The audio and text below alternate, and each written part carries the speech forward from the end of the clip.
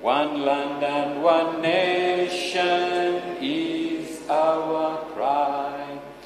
Dignity and peace needs Zambia's sky. Like our noble eagle in its flight, Zambia,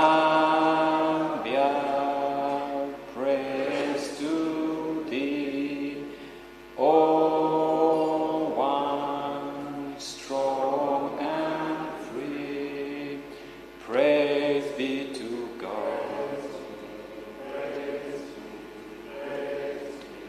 Bless our great nation. Free men we stand under the flag of our land, Zambia. Praise to thee, O one strong and free.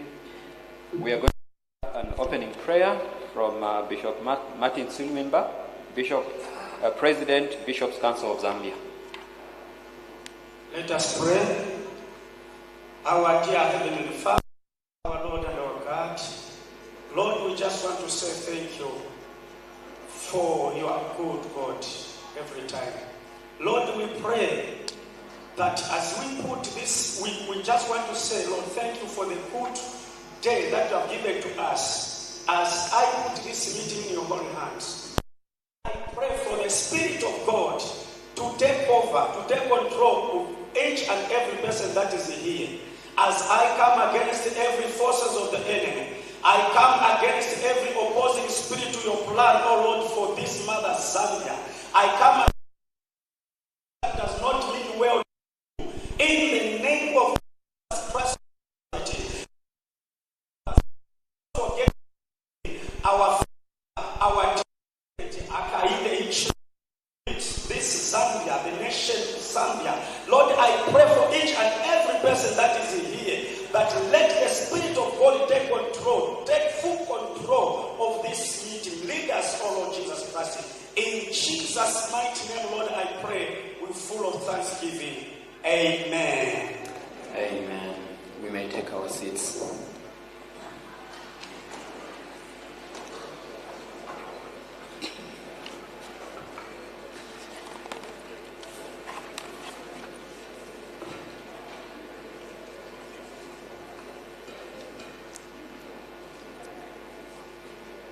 I can see movement in the room. May we be seated, please, so that we can commence the program.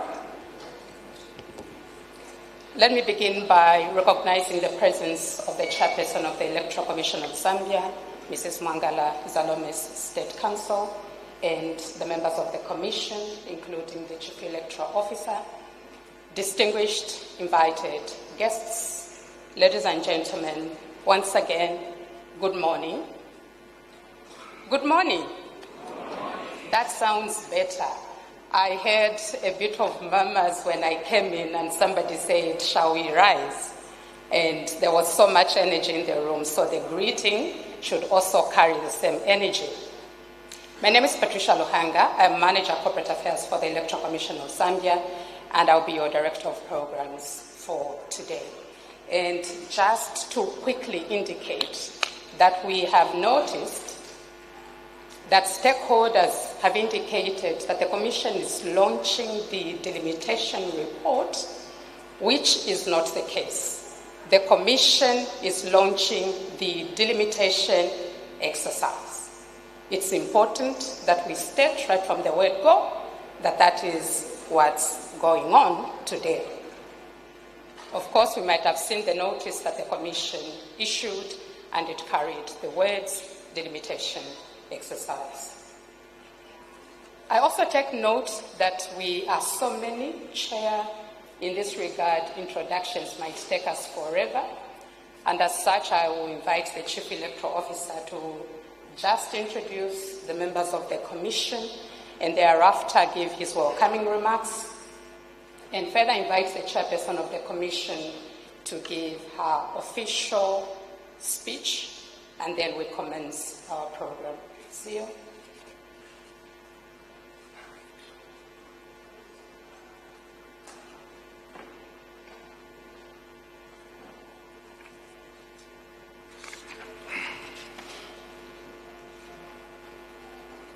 Thank you, Director of Programs.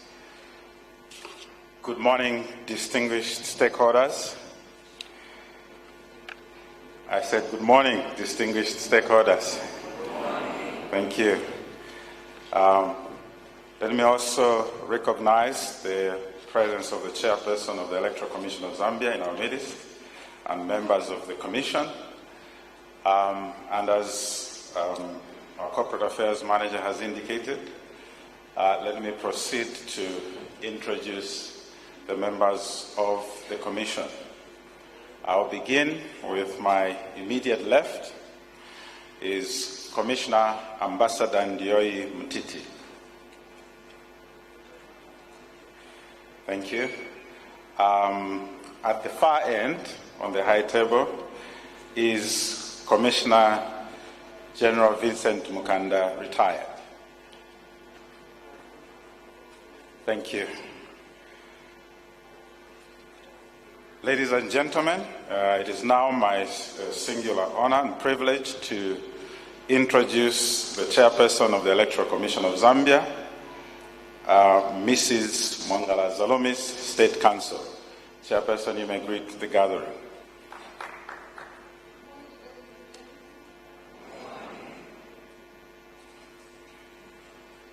Thank you once again, Chairperson and members of the Commission and distinguished stakeholders here present. My next task is simple: to welcome you to this first stakeholder meeting for the year 2026 for the Electoral Commission of Zambia. As our Corporate Affairs Manager has indicated, in line with the notice, one of the key items on the agenda this morning is the launch of the delimitation exercise, not the launch of the delimitation report, as some have reported in the media. It is the launch of the delimitation exercise. The Commission will also address other matters related to the electoral process in preparation for the 2026 general election. Once again, you're welcome. I trust that we all have the program in front of us, and that will guide us today. With these few remarks, I wish to now invite the Chairperson of the Electoral Commission of Zambia to come and deliver the speech. I will ask that we rise as she steps forward to address us this morning.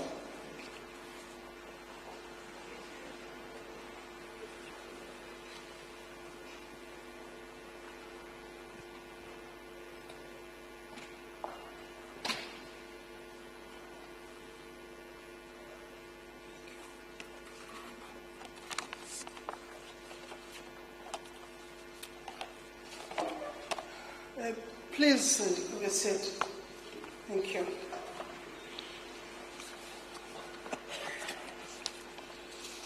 Good morning once again. The representatives of political parties, civil society organizations, faith-based organizations, and the media. Representatives of government institutions who are here, distinguished cooperating partners, members of the Commission, the Chief Electoral Officer and ECZ management and staff. They are again the members of the media, the Fourth Estate. We are very pleased to see you today to this very, very important engagement. Once again, good morning, and allow me to warmly welcome you to this important stakeholder engagement meeting. This meeting marks our first formal engagement of the year, and indeed our first major engagement following the enactment of the Constitution of Zambia Amendment Act number 13 of 2025.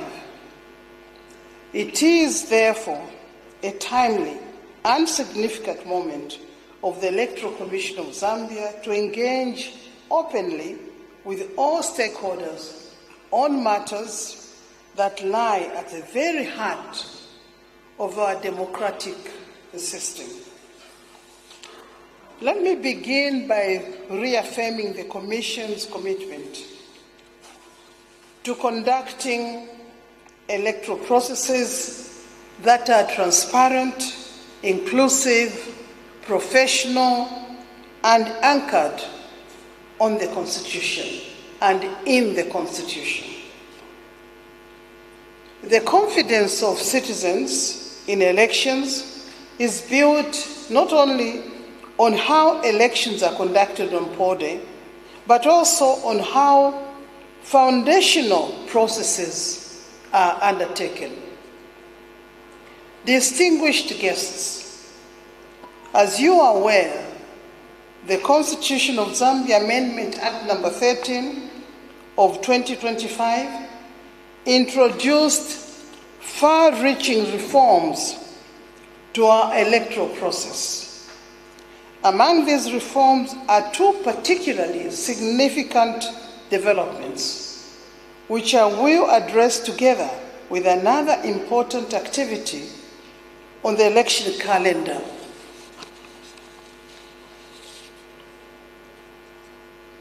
And these important developments are the 2026 delimitation of constituencies. I know that you are eagerly waiting for this, and naturally so. The second one is the implementation, which is the mixed member proportional representation electoral system. This is the first time in our electoral process, in our history, that we have embarked on this, that the electoral process has changed in order to address the shortfalls, the inequities when it comes to women representation, youth representation, and people with disabilities.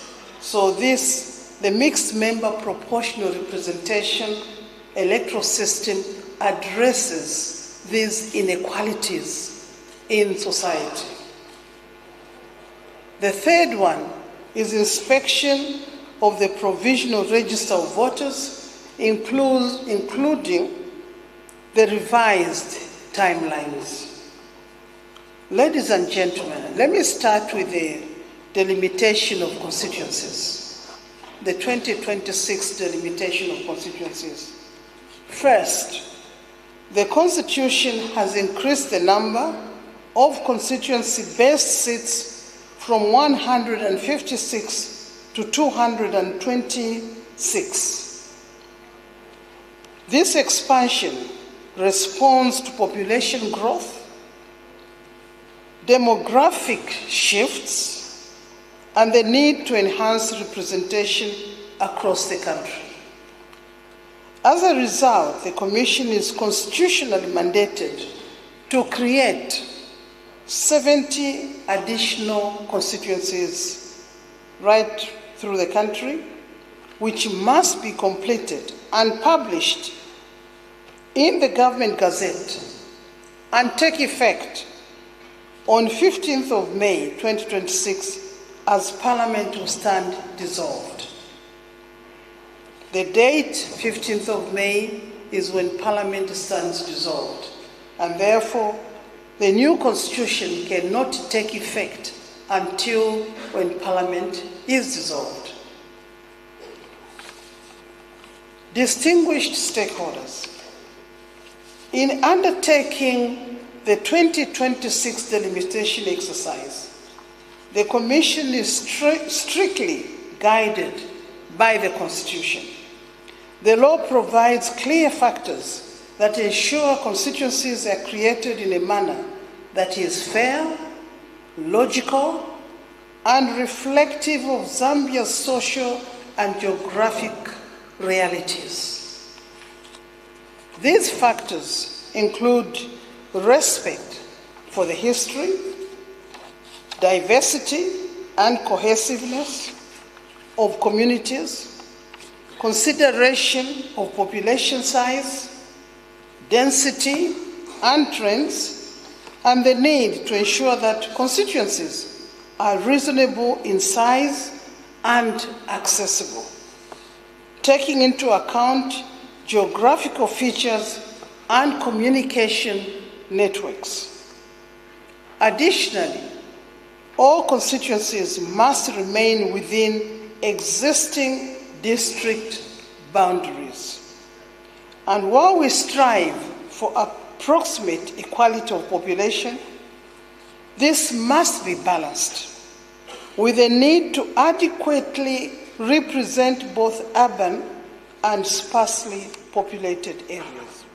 I'll repeat that because I think that's very important for people to understand why we've arrived at these 70 constituencies. All constituencies must remain within existing district boundaries. And while we strive to approximate equality of population, this must be balanced with a need to adequately represent both urban and sparsely populated areas. Allow me to emphasize that delimitation is not an arbitrary or political-driven process. It is a structured, consultative, and evidence-based exercise. Stakeholders at district level will play a central role in proposing how additional constituencies may be created, guided by population, data, ward boundaries, accessibility, and geographic continuity. Constituencies must be coherent, connected, and practical for both voters and electoral administration.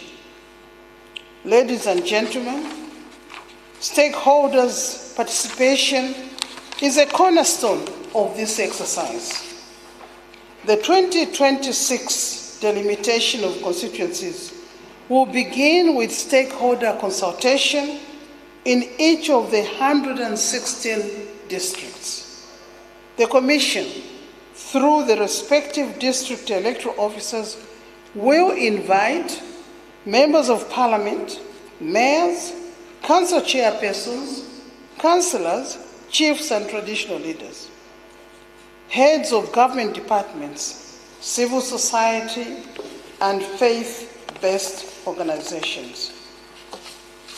It should be noted that district delimitation sittings will be open to members of the general public.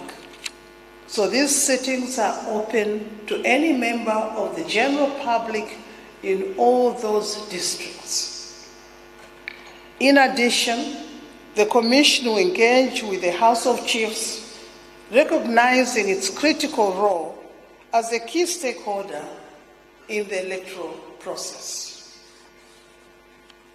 The district delimitation meetings will run from the 16th of February 2026 to 20th of February 2026. Each district will have a one-day delimitation meeting during this week.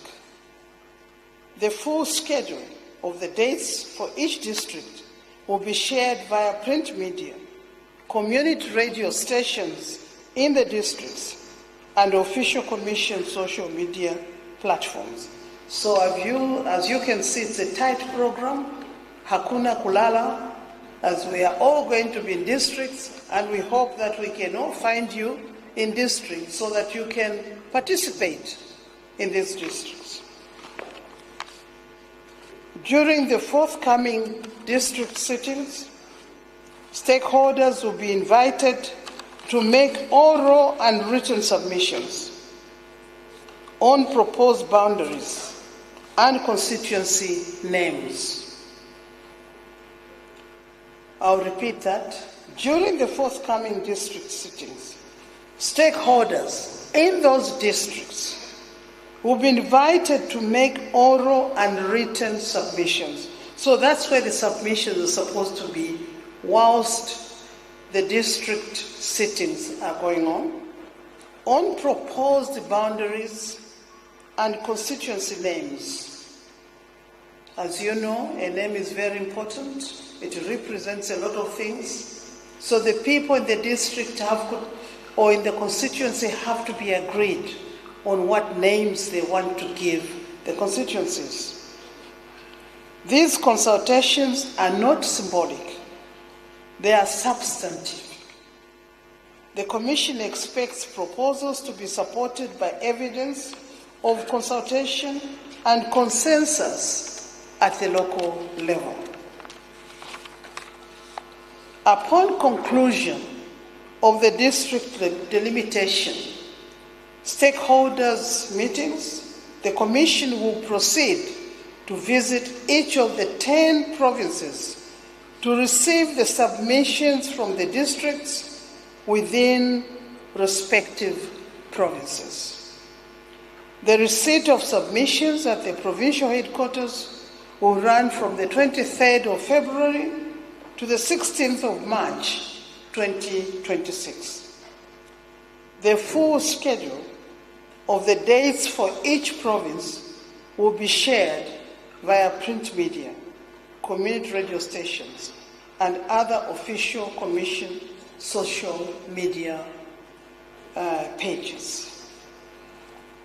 The Commission will review all submissions and determine the 70 additional constituencies to be established. The Commission will review all the submissions and determine the 70 additional constituencies to be established.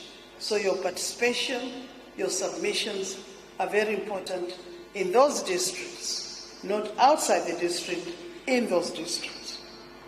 The names and boundaries of the new constituencies will be published in the Government Gazette by 15th April 2026 and will be shared via print media and official Commission social media platforms, including community radios in the districts. The constituencies will take effect at the next dissolution of Parliament in line with the constitutional requirements. As you noted, that on the 15th of April, this will be published in the Government Gazette, but the dissolution of Parliament is in May. But they only take effect after the dissolution of Parliament. The constituencies will take effect, as I said, at the next dissolution of Parliament, in line with the constitutional requirements. Now, implementation of the mixed member proportional representation electoral system. Distinguished participants, let me now address the change in the electoral system following constitutional amendments. Let me now address the change in the electoral system. The amendment has introduced a mixed member proportional representation system for elections to the National Assembly and the local councils. The system broadens democratic participation by enhancing inclusivity and ensuring improved representation of women, youths, and persons with disabilities in Parliament and the councils. It is important to state that the Constitution provides the principles for proportional representation, and the details of implementation will be prescribed. In this regard,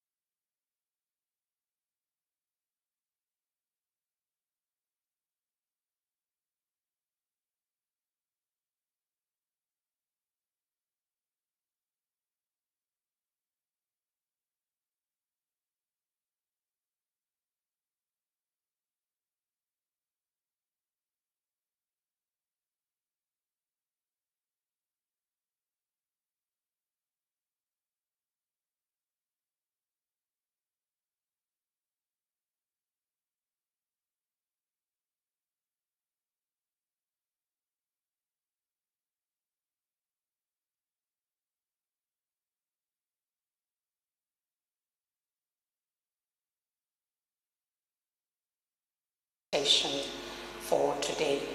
Just a reminder, you can also share that we are live on the Electoral Commission of Zambia Facebook page to those that would like to follow the proceedings and they're not here. But also special thanks to media houses who are here and they're also sharing our proceedings live on their various platforms. At this point, I wish to invite the Chief Electoral Officer to make the presentation on the three areas that the chairperson has spoken to: delimitation, the mixed member proportional representation, as well as the inspection of the provisional register of voters.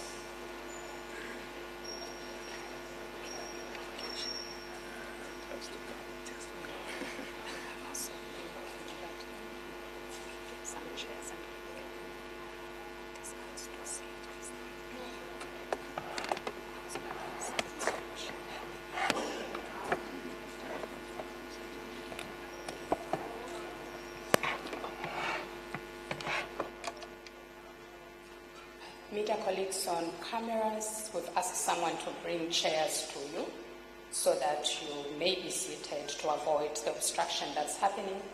Our stakeholders would like to see what's going on. So at that point, you set your cameras. Only when you need to do adjustments, you can do that. Thank you.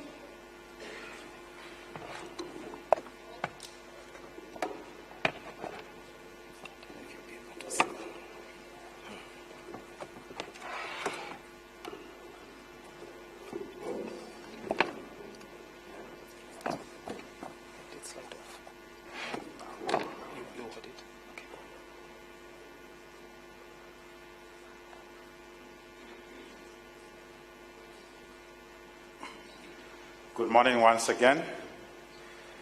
I'll proceed to make a presentation for purposes of adding a bit more detail to the extensive speech that the chairperson eloquently delivered earlier.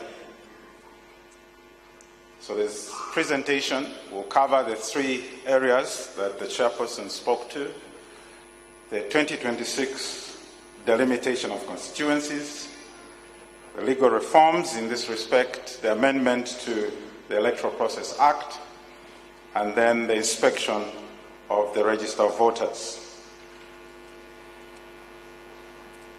So the mandate of the Commission to undertake delimitation of electoral boundaries is provided for as one of its functions under Article 229 of the Constitution of Zambia.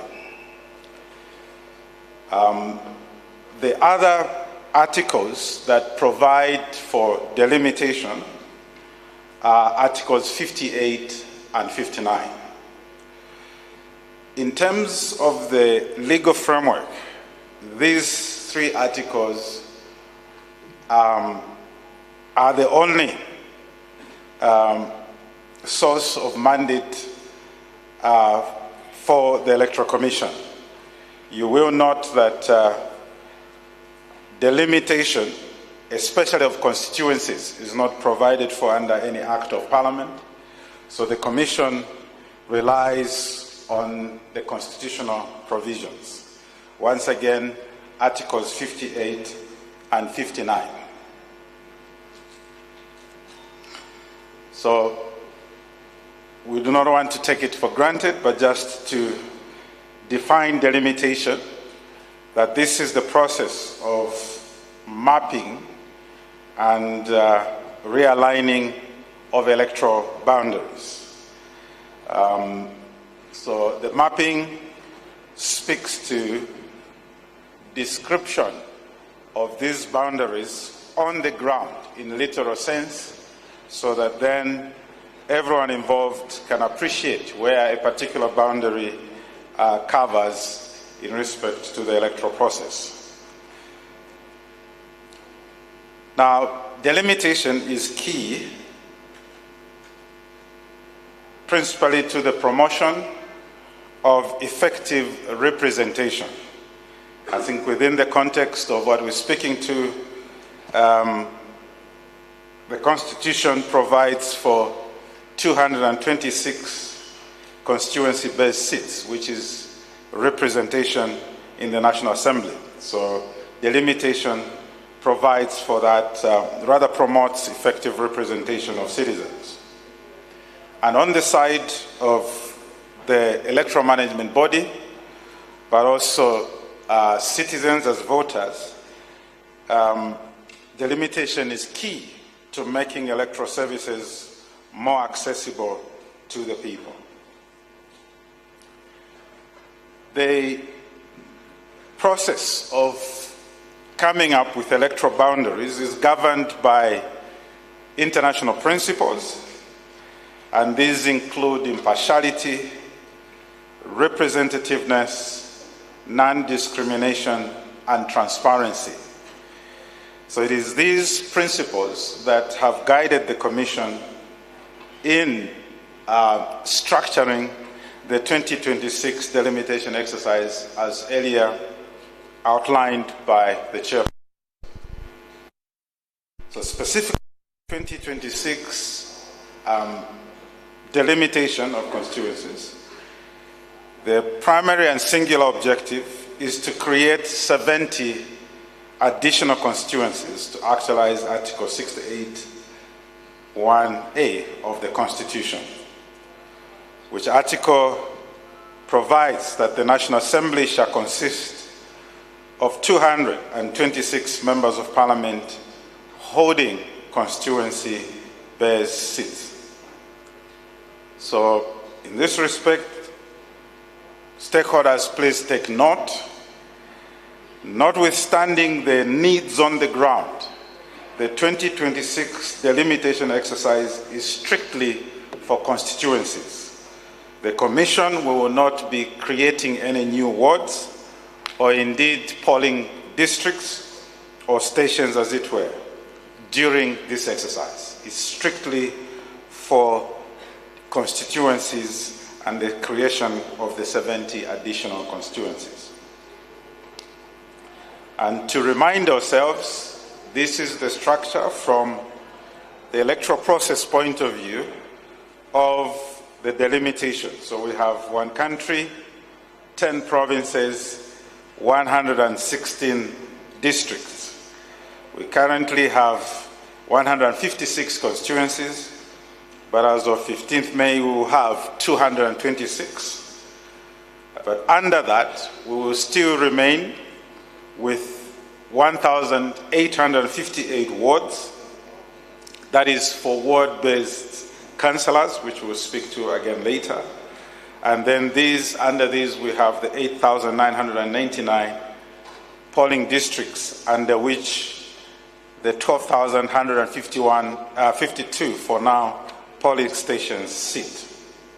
So that is the structure as it sits of today.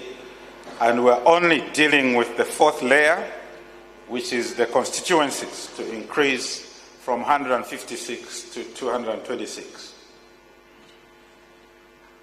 Article 59 of the Constitution outlines the factors that will guide the Commission, but also stakeholders as we participate in this delimitation exercise.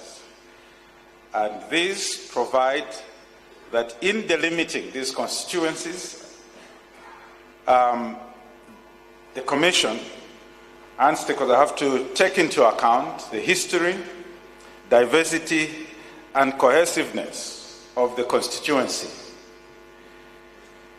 Secondly, the population density, trends, and projections. Just to elaborate, that population density speaks to the situation as is, whereas trends looks at what has been happening in that particular community leading up to now. So you will note that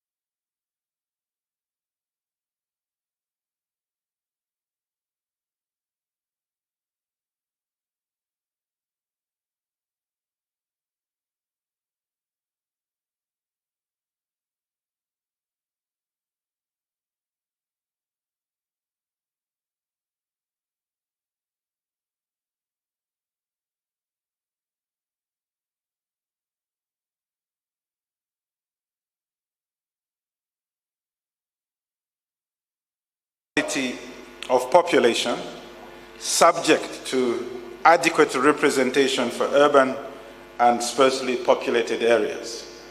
So what this speaks to is that all things being equal, one, the Commission would, as an illustration, take the population of Zambia, divide that by 226, and say each population should give you, rather each constituency should have a population with that number. So for argument's sake, if that gives you 200,000, they'd say, all right, each constituency should have 200,000. But given the practicalities on the ground and the factors mentioned before, the Constitution recognizes this and places this mandate on the Commission to seek, in seeking approximate equality of population. This is subject to adequate representation for urban and sparsely populated areas. So those are the factors, or indeed criteria, that the Commission will use to delimit the 70, and these are the factors that will continue to place before stakeholders, that as those submissions are made in the district meetings, these have to be borne in mind. So, as earlier mentioned by the chairperson, we'll proceed to have meetings in each of the 116 districts to receive submissions from 16th to 20th February 2026. We'll publish the schedule so that we're all informed in good time and make the necessary arrangements to be at those meetings. Also, our district electoral officers will do the necessary groundwork to invite and indeed inform the public in the respective districts. This will be followed by the meetings where the Commission will receive the submissions from the districts at the respective provincial headquarters, and this will run from 23rd February to 16th March. At the district sittings, the Commission is hereby guiding and will emphasize in those meetings that the boundaries and names shall be agreed upon by all stakeholders through consensus, especially the names. One might argue, why is the Commission going to all the districts? At the very least, the Commission cannot sit in its offices at the head office and come up with names for the 70. These names have to reflect the social realities and cultural realities, or indeed geographical realities in those districts. But we realize that this might be an issue, so we implore and guiding stakeholders to have consensus. We also wish, the Commission also guide that Article 58 also provides for review of constituency boundaries.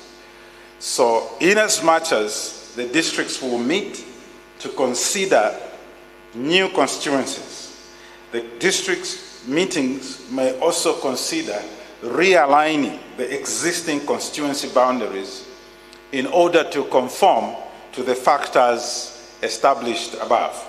So that's outlined in Article 59. And please take note, as I indicated earlier, that this delimitation is strictly for constituencies.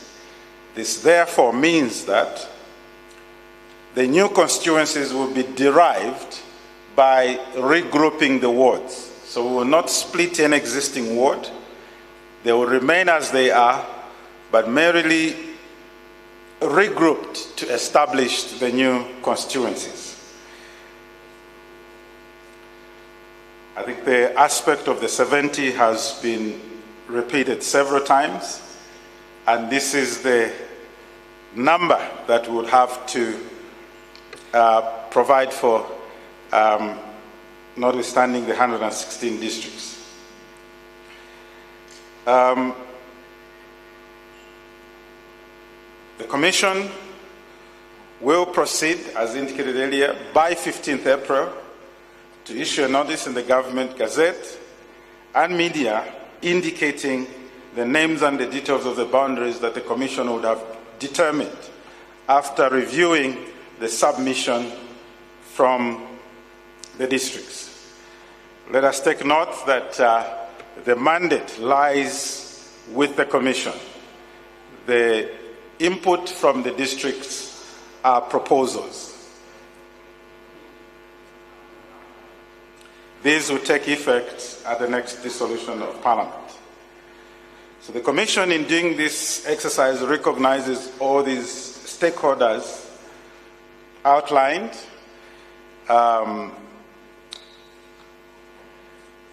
Members of Parliament, mayors and council chairperson, councillors, political parties, chiefs and traditional leaders, organizations, persons with disabilities, community-based, civil society, and faith-based organizations, associations for women and youth, ward development committees, including government departments and government itself, and members of the public. We expect, as already implored, that all the stakeholders will make submissions and indeed sensitize their respective membership or constituents about the 2026 delimitation exercise. I'll move to some more detail on the implementation of the mixed member proportional representation electoral system. So Article 47 has introduced a mixed member proportional representation electoral system for elections to the National Assembly and local councils. I take note that that title or name can be a mouthful, mixed member proportional representation electoral system. But probably to explain it in simple terms is that we will have two categories, at least, of membership to the National Assembly, that is in addition to those nominated by the President. So there is those that will be directly elected from the constituencies. So 226 elected from the constituencies, taking into consideration the delimitation we spoke about. But the Constitution also now provides for members of Parliament that will go to the House based on results of the presidential election and will be nominated by the respective political parties, and these will include 20 women, 15 youth, and 5 persons with disabilities. The same principle is taken to local authorities, so each council, each of the 116 councils will comprise the mayor or council chairperson and councillors from the wards in that district, and in addition, a number of councillors to be prescribed, and we'll speak to this later, which to take care of the 3 categories, so women, youth, and persons with disabilities.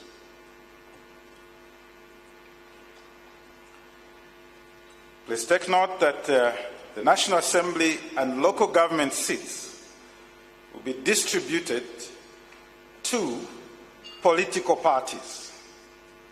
They will be distributed to political parties using the valid votes received by the presidential candidates.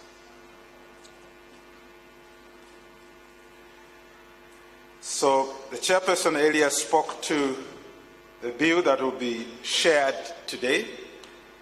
So whereas the Constitution has provided the principles, extra detail will be provided for in the amendment to the Electoral Process Act, and some of the provisions in there that you will find as you go through the bill is the proposed number of proportional seats per district, that is for councillors to be elected via the mixed member proportion.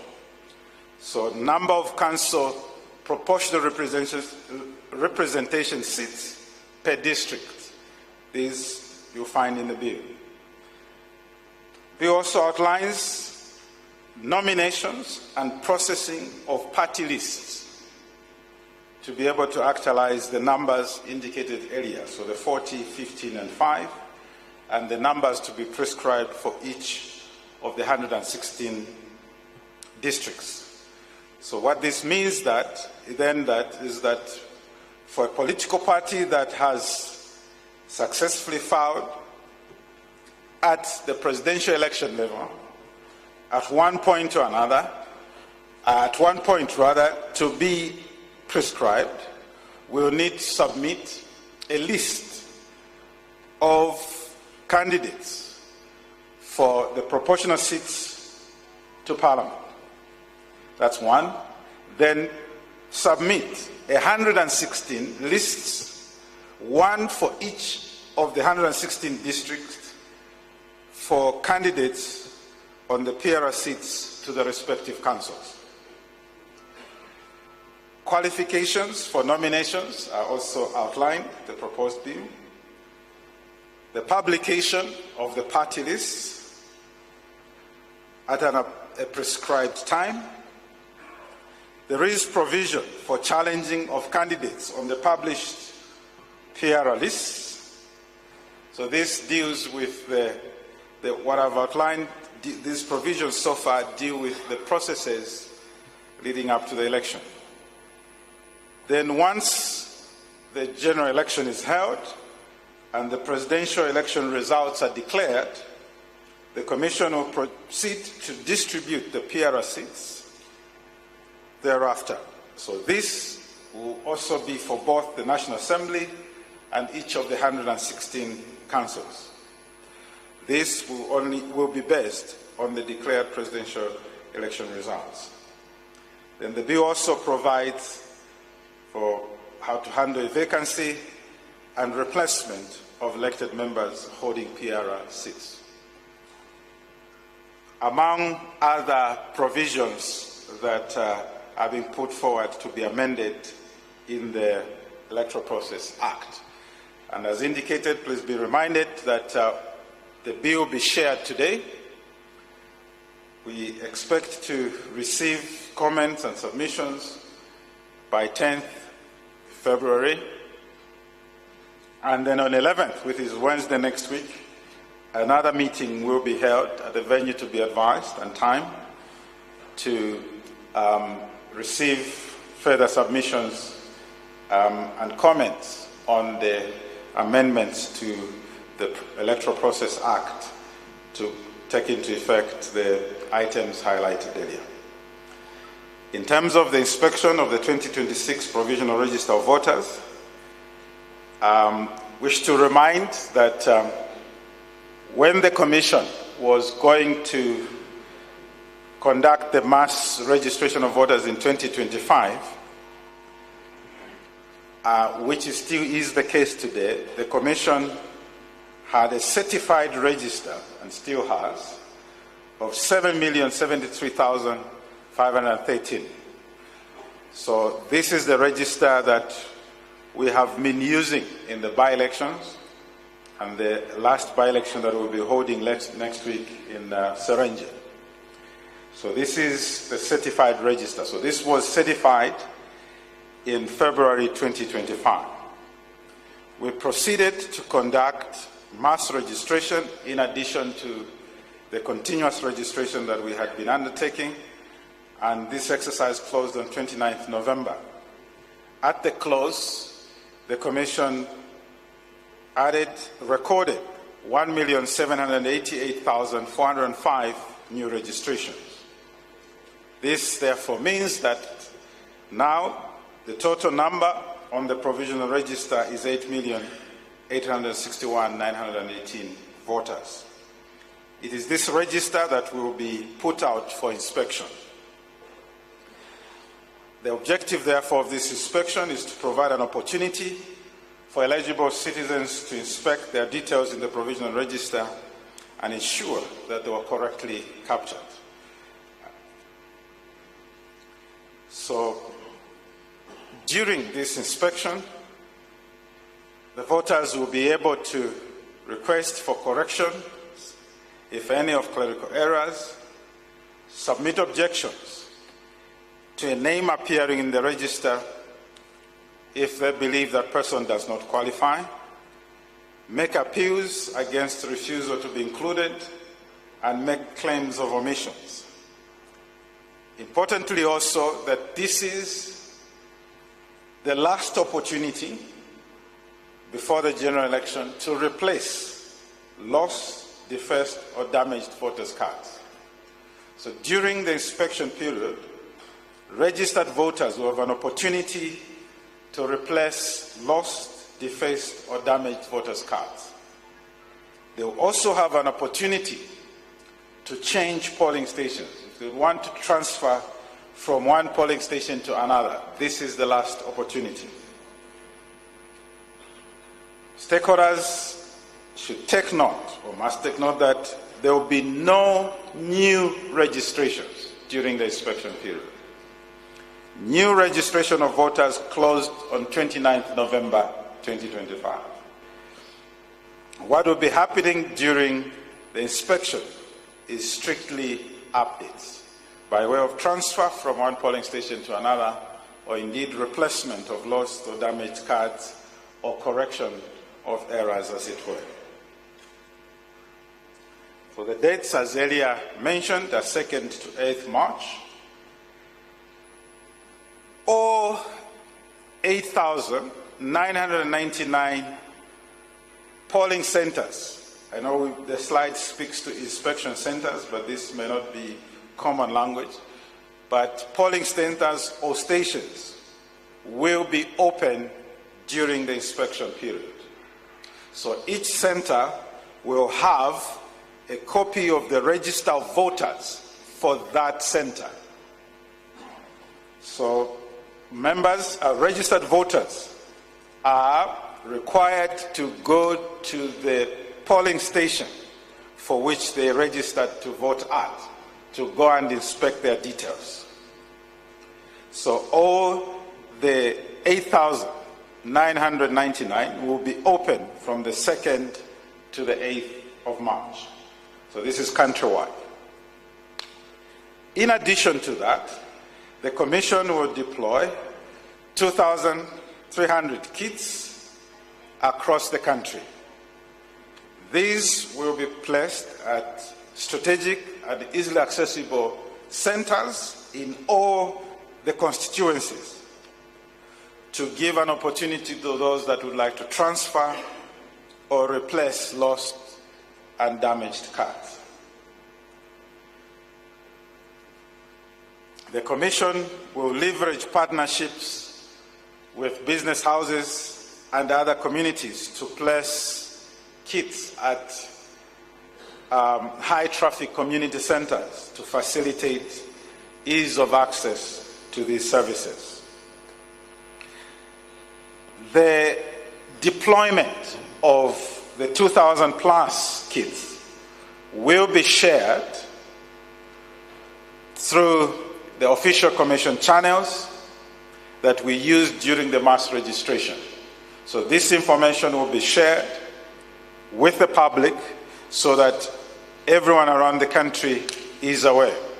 The Commission will also leverage community radio, the Zambia News and Information Services, to publicize this information so that voters can not only inspect at their respective polling stations, but also access a registration kit if they need to transfer or indeed replace a lost or damaged voter's card. In addition to the physical inspection, the Commission has provided a facility to inspect the register online using mobile phones, And this is primarily through the shortcode *214#. We're all familiar with accessing services such as mobile money and so forth, so we use these shortcodes. So the Commission shortcode is *214#. You may actually test it out as I speak, but it will be officially made available starting 22nd February 2026, when we would have uploaded the provisional register of voters. In addition, we will provide for inspection using the website and also a mobile app for those with smartphones.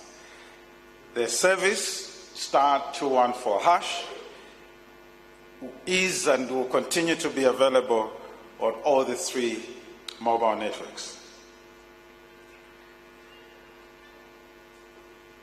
The Commission has also provided for polling centers inside correctional facilities. Inspection will also be conducted there, including open-air farms across the country.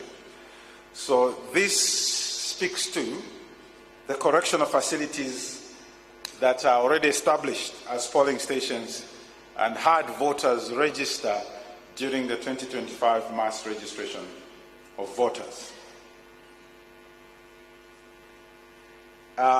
We will also emphasize to the inmates that for those that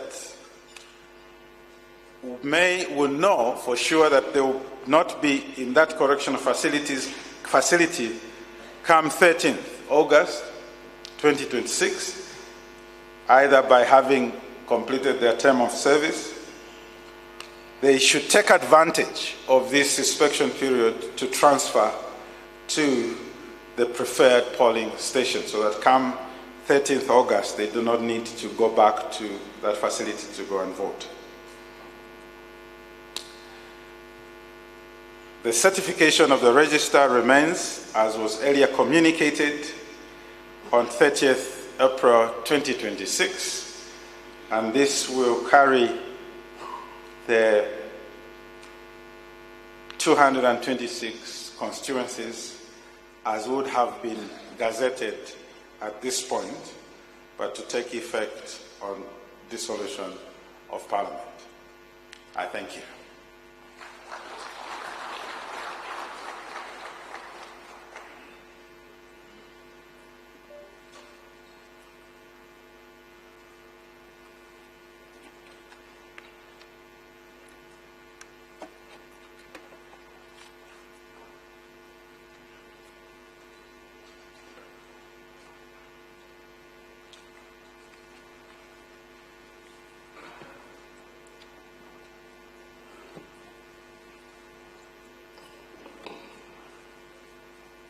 Thank you, CEO.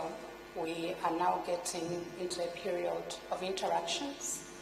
If there are questions that you have as stakeholders, this is an opportunity that you'll have to ask, and the Commission will provide responses. We have roving microphones in the room.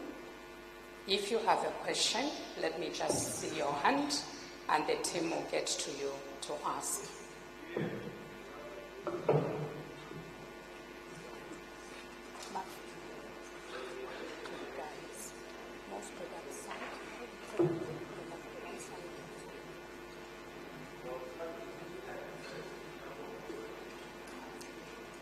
We are getting to you. We'll get 3 questions, and please be brief. Please hand over the microphone. Let's get the questions in that order. You tell us your name, the organization you are representing, and ask at least just 1 question for now to allow opportunity for the others. But maybe as this is happening, colleagues from the media, I would appreciate if maybe you move your microphones to the high table, because that's where responses will be coming from. If you are okay with your mics being here, it's still fine. But if you need to move them, maybe let's have them moved at this point before we get into the questions. Just hold on with your questions, sir.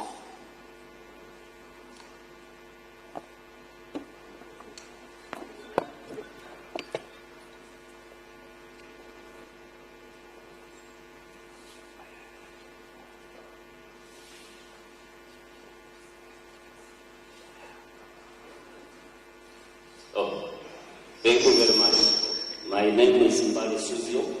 Kindly wait for us, sir. I'll come to you. Just wait for us.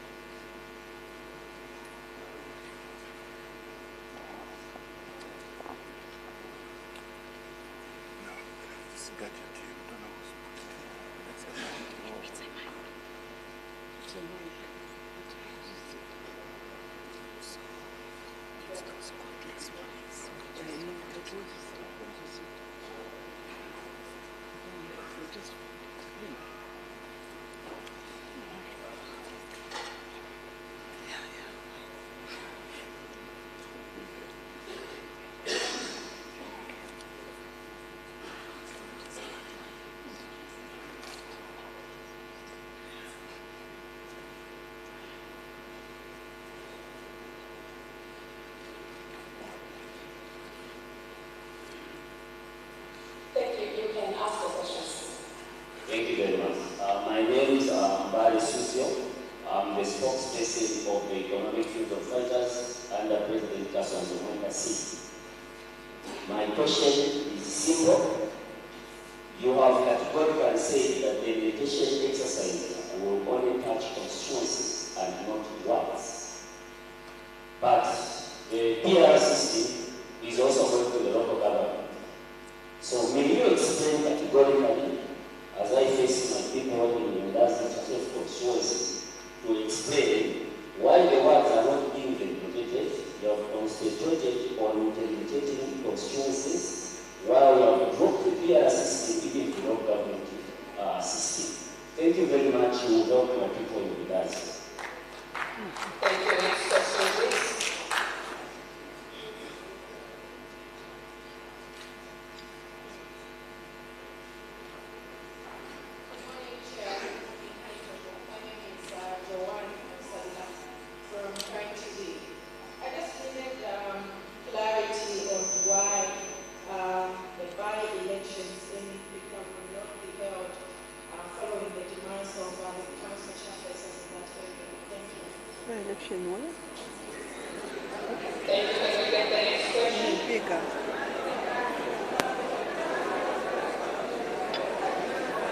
Let's move quickly. Let's get the next question. And can we maintain order in the House? We will come to you. Can we have silence in the House, please?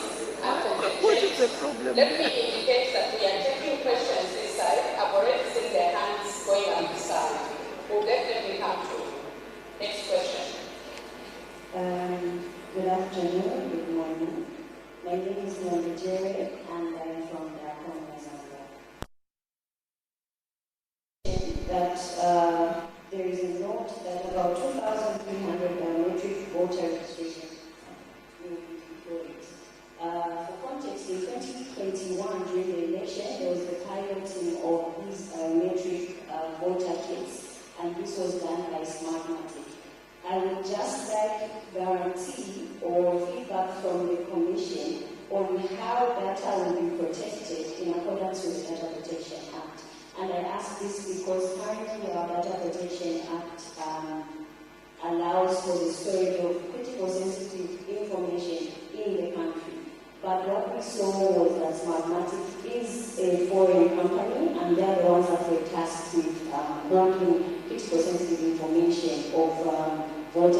across certain parts of the country.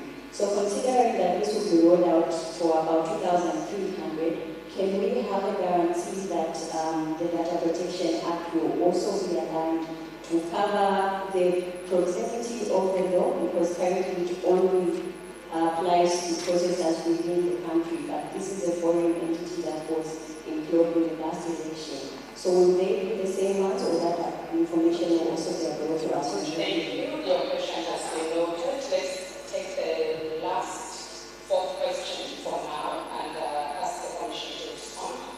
Good morning. My name is Mwebantu. I would like to find out from the Commission the effect of the 2019 delimitation reports on the delimitation exercise that we began. Are you going to consider the numbers that were given there to ensure that they guide this delimitation process? And also, what is the guarantee that we can give as a Commission that the 7 tendencies that will be created will be fair in all the provinces? Because as we understand, the 7 districts were based on the fact that there will be equal number of seats created in each province, which is 7. So what guarantee are you giving that we are going to have this number of seats fairly in all the provinces? And that was based on the 2019 delimitation report. For instance, that looked at the minimum number in a province was 7. I think there was some places that had 7 as a minimum. So we'd like to just get a guarantee from you as a consortium on these 7 new seats, on where they will be and whether you meet the fairness in all the provinces. Thank you. Thank you. We will turn to the Commission. Mr. Hansa, we only talked about the consortium. It's a consortium of what? Consortium of civil society. Thank you. We'll turn to the Commission to give responses. First question was why are we only limiting the constituencies and wards? The question from Committee regards the by-election. Ms. Nyambe talked about privacy as far as historical water data is concerned. Mr. Maza has raised 2 issues in terms of the effect of the 2019 report and how, if anything, will inform the current limitation, but also the fairness in the allocation of the 76 senior and chairperson.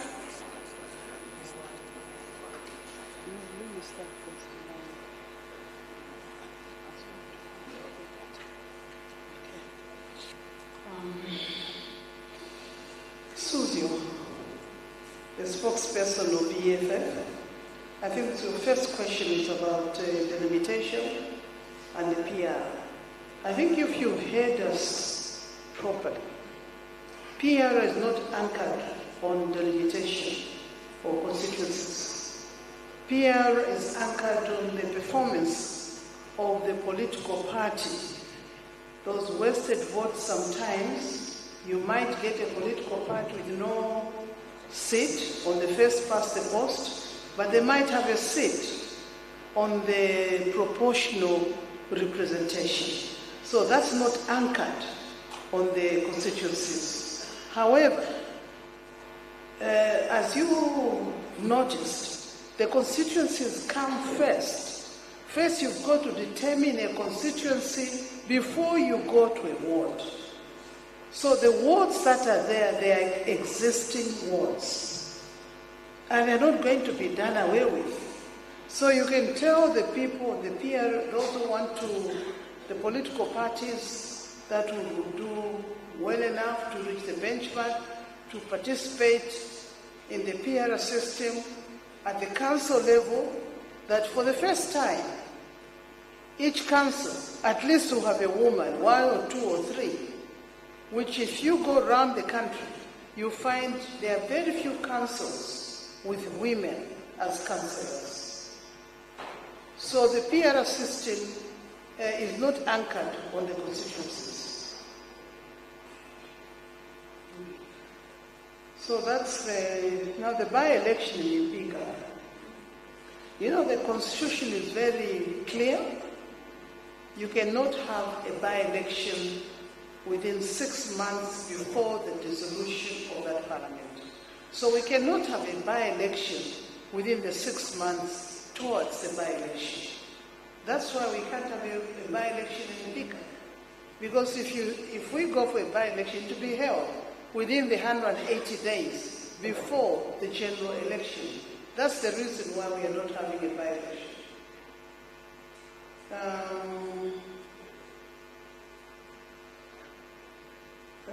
I think the rest I will ask the CEO to reply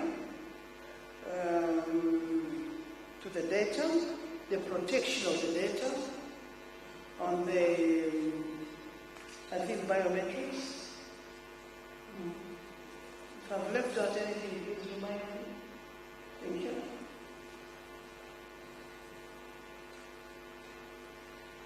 Thank you, Chairperson. Ms. Jarrett, let me begin by clarifying that you are speaking to two different items. What was presented, has been presented this morning, is biometric voter registration kits for purposes of registering voters. Okay? So the Commission will deploy these kits to register voters, rather to facilitate the updates and the replacement of cards.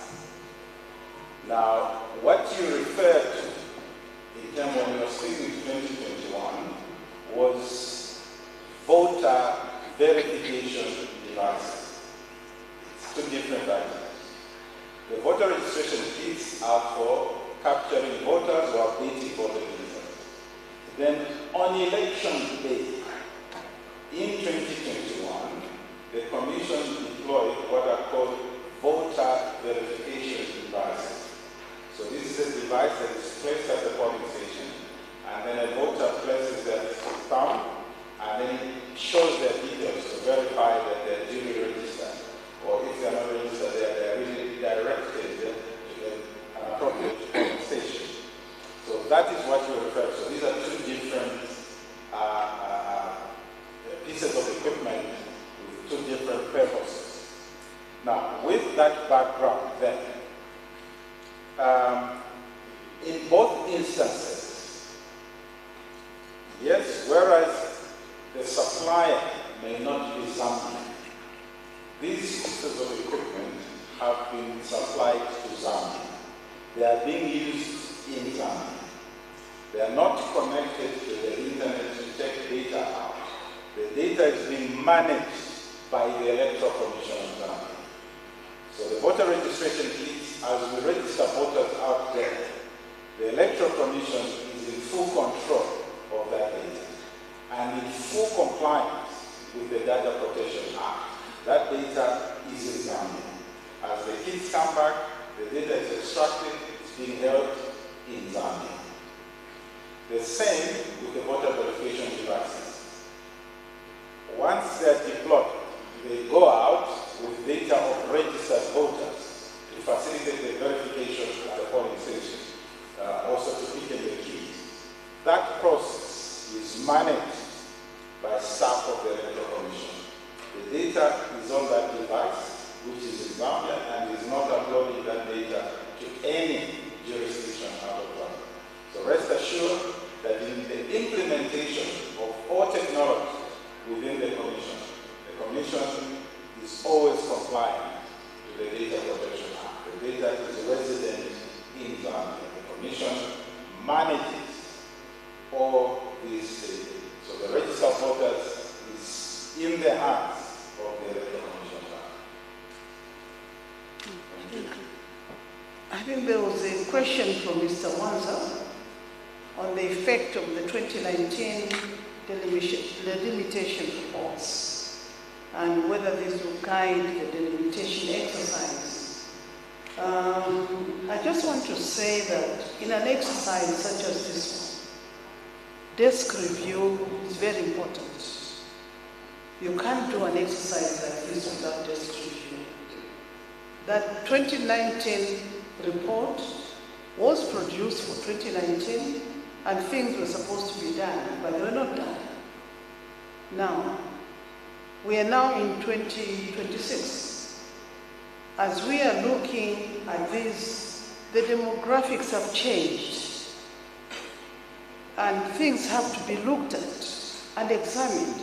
If you look at parliaments from 64, there was never an equal number of members of parliament from each province. Please correct me if I'm wrong, but I know that there was never an equal number because of various factors that have to be taken into consideration for you to arrive at certain numbers. So ECZ is anchored on fairness, and fairness taking into consideration all those factors that we mentioned, that everyone needs a representation, no matter how remote they are, how remote the place is, how difficult the place is, they need representation, no matter how many people there are here in urban areas. So you've got to look at the urban areas, you've got to look at the rural areas, even remote areas. So it's impossible to say we all have to have equal numbers, because where we've come from, please do some desk review, where you've come from, we've never had a situation where we can say every province had only 10 members of parliament. Even when the districts were being created, there was never an equal number of districts because there were various factors that were taken into consideration. So even on this one, definitely it will be based on fairness, inclusivity, so that we don't leave anybody out. So be assured that this delimitation is not to award people more representation than others, because we are anchored on fairness to say, and inclusivity, that every person in Zambia needs to be represented. Thank you.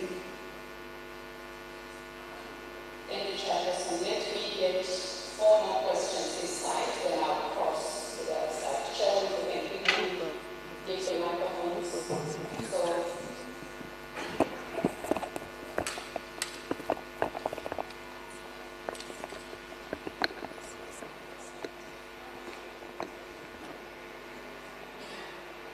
good morning, Chair. As I already understood already observed, my name is Rachel, member from TV, and my question is, can the Commission explain why it is launching a delimitation exercise without having engaged various stakeholders in the last few months, or better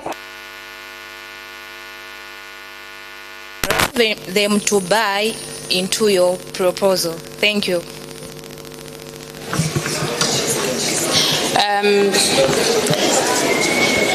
Can we have the microphone back to Rachel?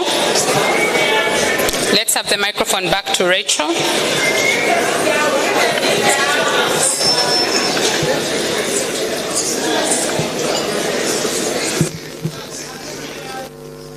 Rachel, kindly hang in there, just hold on.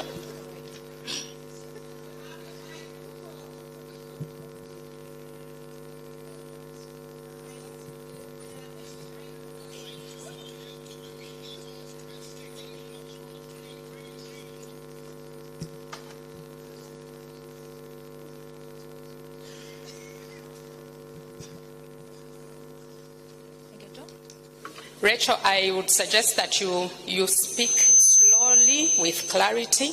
Even as this happens, can I quickly ask the teams with the microphones not to just concentrate on this side, go to that corner there so that we get more questions before we cross to the other side. Rachel? Okay, my question is, can the Commission explain why it is launching launching a delimitation exercise without having engaged various stakeholders in the last few months, or better still, convene different target audience and allow them to buy into your proposal? Thank you. Thank you for the question. Can we go to end and get 3 questions from that side?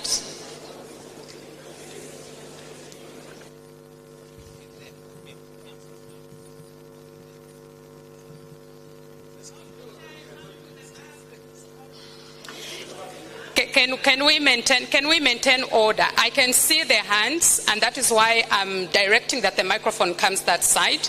If we are making noise, we won't be able to finish off in good time. So can we have the next question, please? Thank you so much. Barnabas Zulu, I'm a journalist from Daily Nation. So my question basically is on the same delimitation. I'm sure you understand, all of us here, that according to the electoral process, delimitation is a natural exercise as enshrined in Article 58 of the Constitution. Now the question is, as a commission, why didn't you start delimitation before you started voter registration? Because if you go ahead with voter registration, it will mean that a lot of our people will be displaced, and some people, they will be disenfranchised from taking part in the elections.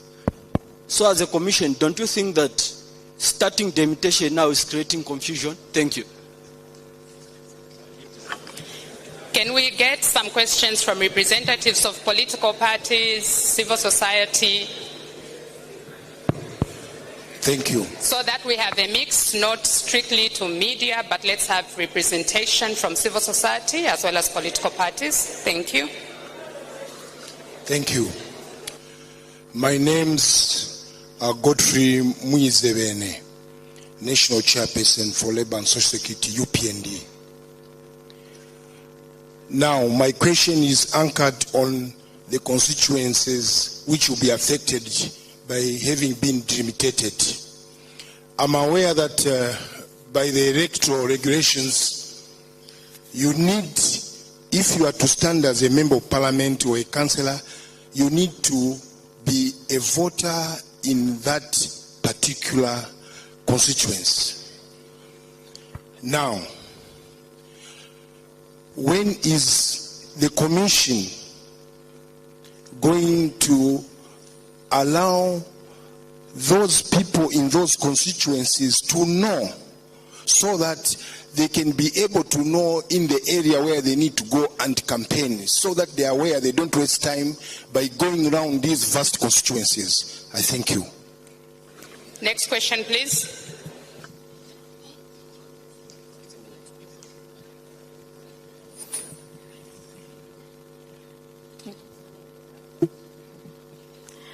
Good morning, good afternoon, Chair and stakeholders. My name is Mina Mumba, representing the Youth and She Parliamentarians. My question is on the verification of cards. Has the Commission taken note of the season and the days in which verification will take place? This is a rainy season, and I believe in places like rural areas, most of the people are farmers, and that being a short period. Is ECZ considering extending that period of card registration? Thank you. Thank you. We'll allow the Commission to respond, and we'll come back to the audience to get more questions. CEO, you can guide.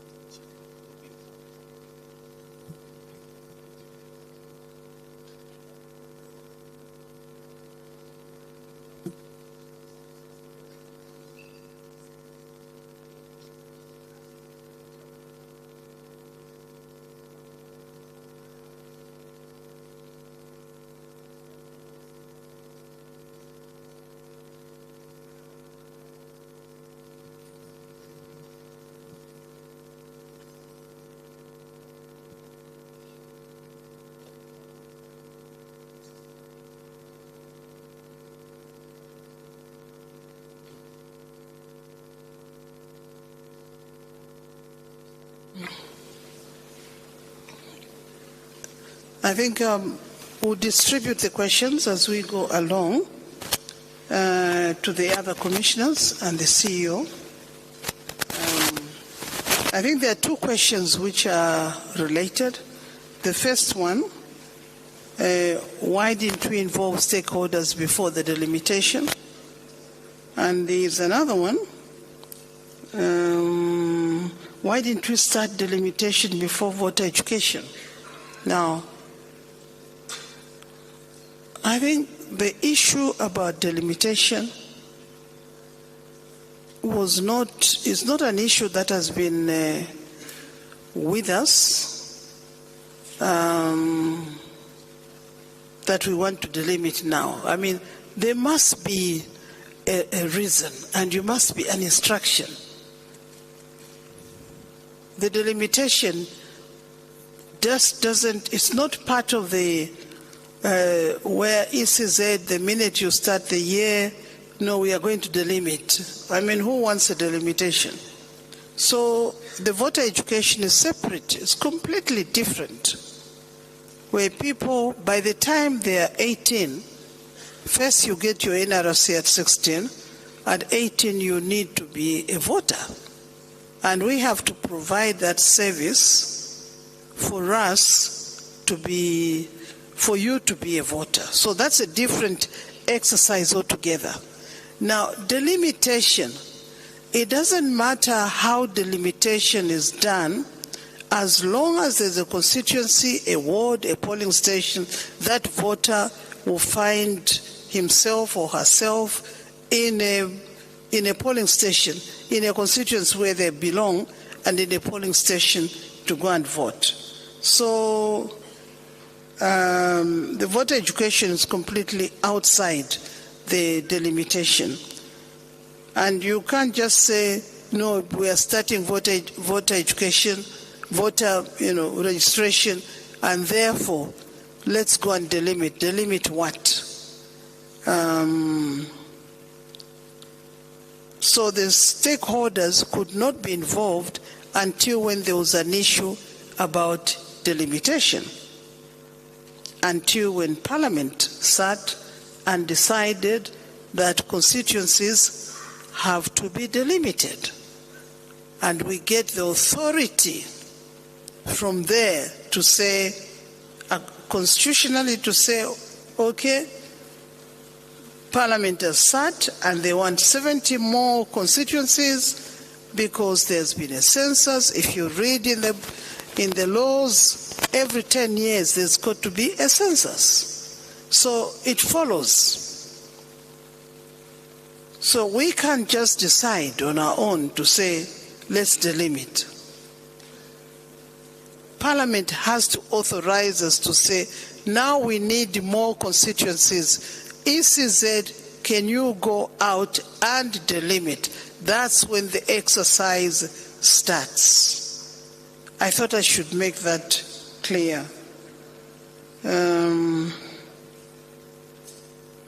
Now, I think the campaigns, I'll ask why the campaigns, that we should have told people early so that they can go and campaign. Can I ask Commissioner Mtiti to answer that question about we should go in early so that people are allowed time to campaign? Thank you. Thank you, Chairperson. And thank you for that question. First of all, we need to make a distinction between the people who have members of Parliament and those councillors who come to the who are voted in the wards, and members of Parliament who are voted in the constituencies. If you are standing as a member of Parliament, you are not restricted to that particular constituency as a place where you have to be registered. You can be registered anywhere else and be eligible to stand in any constituency, which means even if we have already done the registration of voters, that does not negatively impact on any person who wants to stand as an MP, because they are at liberty to choose the constituency where they want to go and stand for elections, which means the delimitation will have no negative impact on them, and they can still be able to campaign as and when they decide where they want to stand. However, the exception is for those ones who are standing as councillors in the ward elections. Those ones are required to be registered in the ward where they want to stand.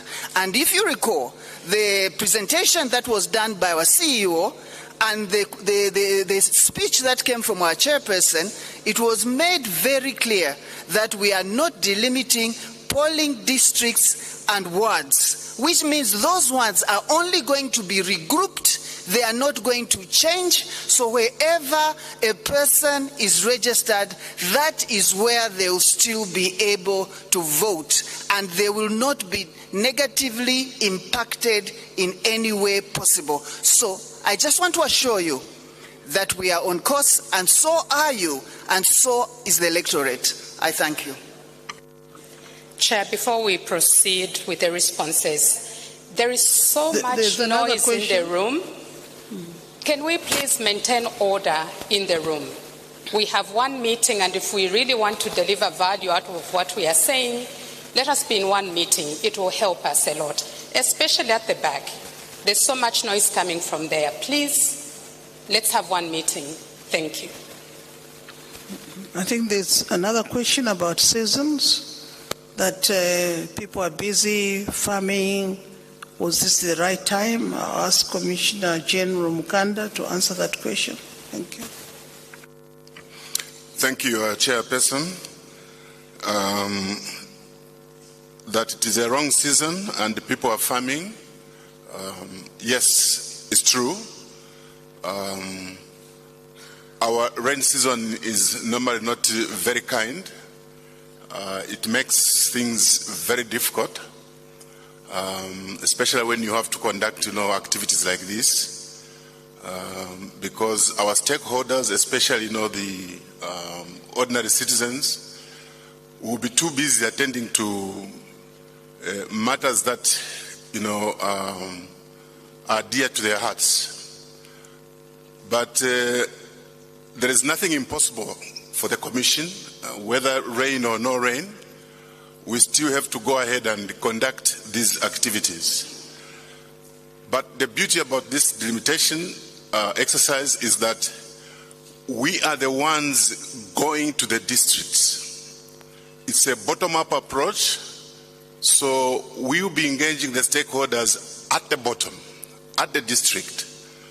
And there are various stakeholders at that level.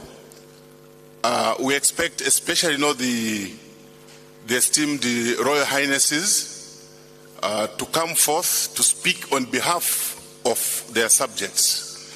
I'm aware that there are certain chiefdoms right now where the chiefs are busy, engaging their own people through the various headmen to get to know exactly what the people are thinking. And these are the people that will come forth at the district to give, those proposals on behalf of their people. So it won't fail. We'll get to the bottom there and listen to the stakeholders' proposals. Thank you.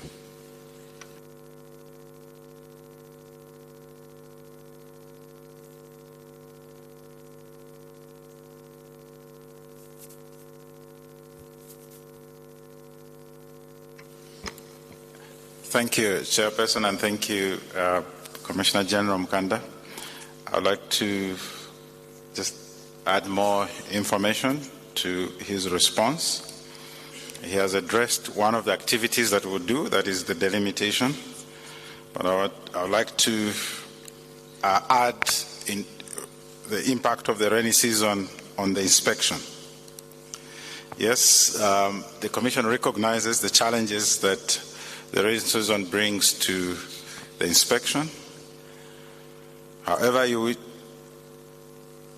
will note from the presentation that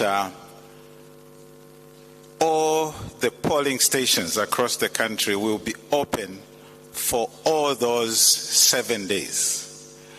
So unlike during the mass registration where our teams were mobile, moving from one station to another, during the inspection, all the centers throughout the country will be open every day of those 7 days. In addition to that, unlike voter registration, which would take time, inspection is a very quick process.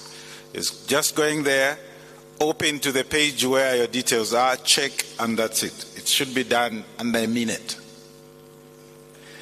In addition to that, we have provided the channel of inspection via the short code, *214. I think we all recognize that this particular channel is available throughout. It doesn't matter the type of phone a voter has, they will be able to access that service at no cost, dial *214#, and they will be able to inspect.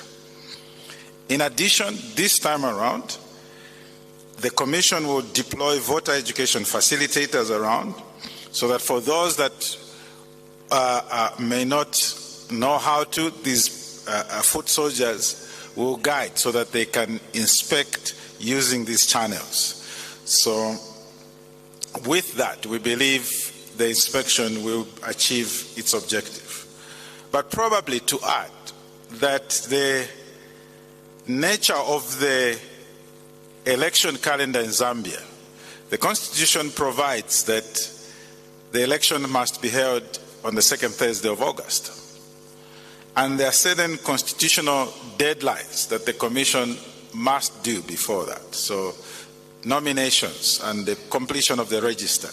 Now the Commission has to strike a balance between holding the inspection way in advance of the election. Can you imagine if we held the inspection in the dry season of last year and we told people you cannot, beyond this date, you will not be able to replace your voter's card? We would be having this cause now, so when are we going to have an opportunity to replace cards? So it is for this reason that the calendar is structured as such, that we take this inspection as close as we can towards the general election, but also not too far away, because then it may not achieve its objective. Thank you. Let's get questions from this side. Thank you. Good morning, Chairperson, and thank you for the opportunity.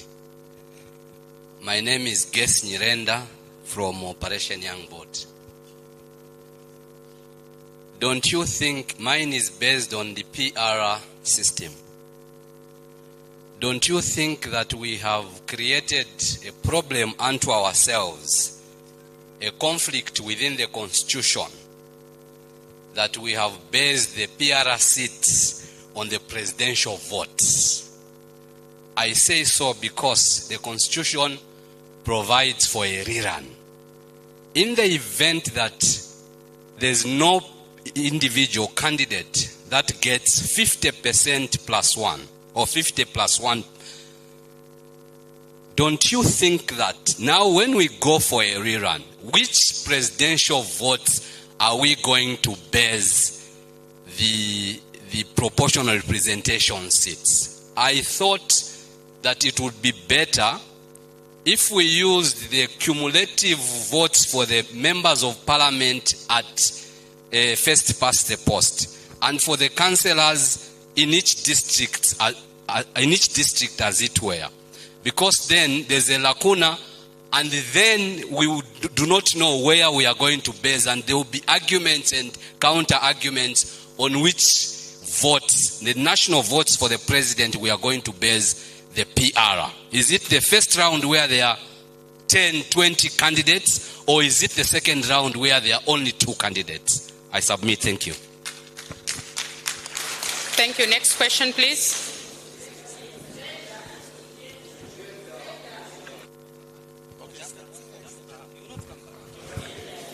All right. Thank you very much. Thank you very much, Chairperson. Thank you very much, the panel. I think my name is Celestine Mukandila. I'm the Deputy Secretary General for the Patriotic Front Administration.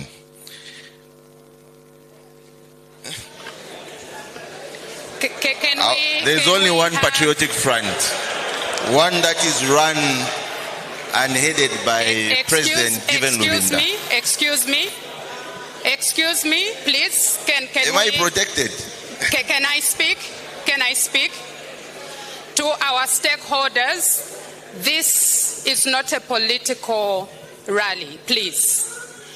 This is not a place where you begin to run those commentaries. Let's ensure that we stick to why we are here. You can proceed with your question, and can we have order? Thank you very much for your protection. I think we've got a question as a rider to the question related to the biometric. Well as on the subject of the biometric voter verification, we wish to further seek confirmation from the Electoral Commission of Zambia as to whether the voter verification devices, VVDs, will be deployed and utilized during the voting exercise scheduled for the 13th of August 2026. This inquiry arises from the Commission's decision to unilaterally withdraw the use of the VVDs during the recent by-elections in Kasama District and Chawama constituency. The absence of biometric verification in those elections without prior public explanation has generated significant concerns among stakeholders regarding the consistency and predictability of electoral safeguards.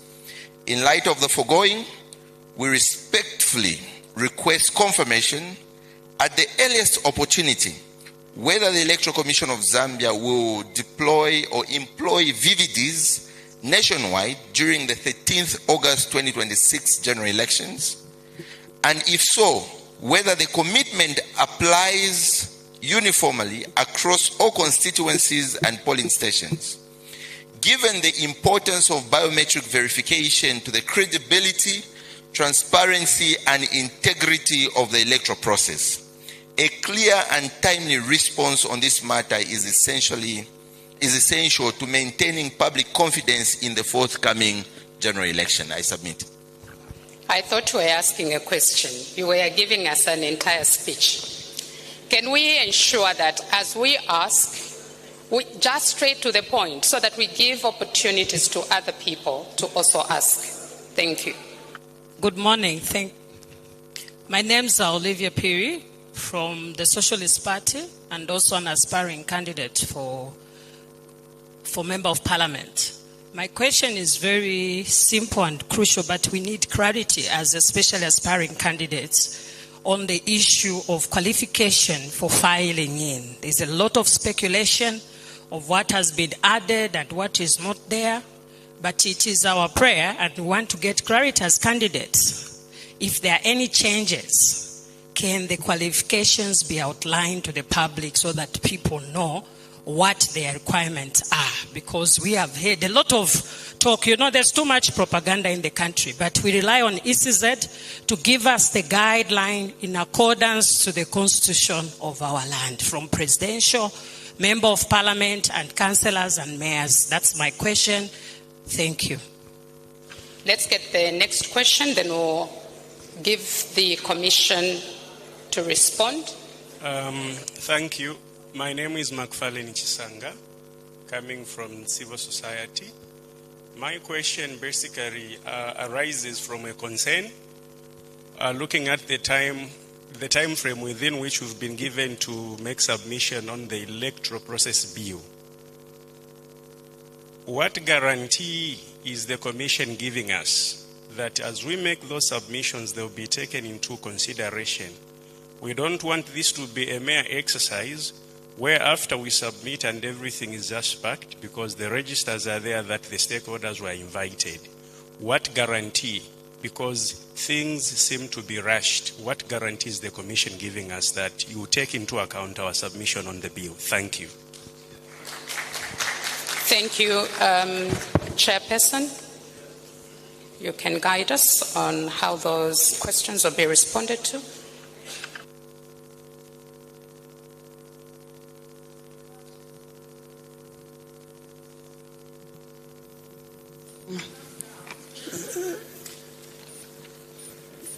Thank you.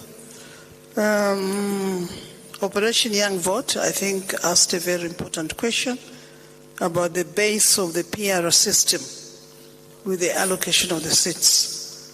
So I think I'll ask the CEO to attend to that question. Thank you.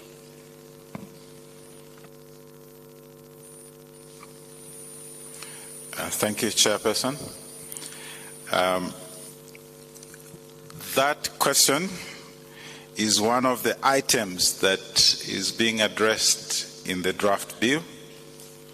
So please, as we share it today,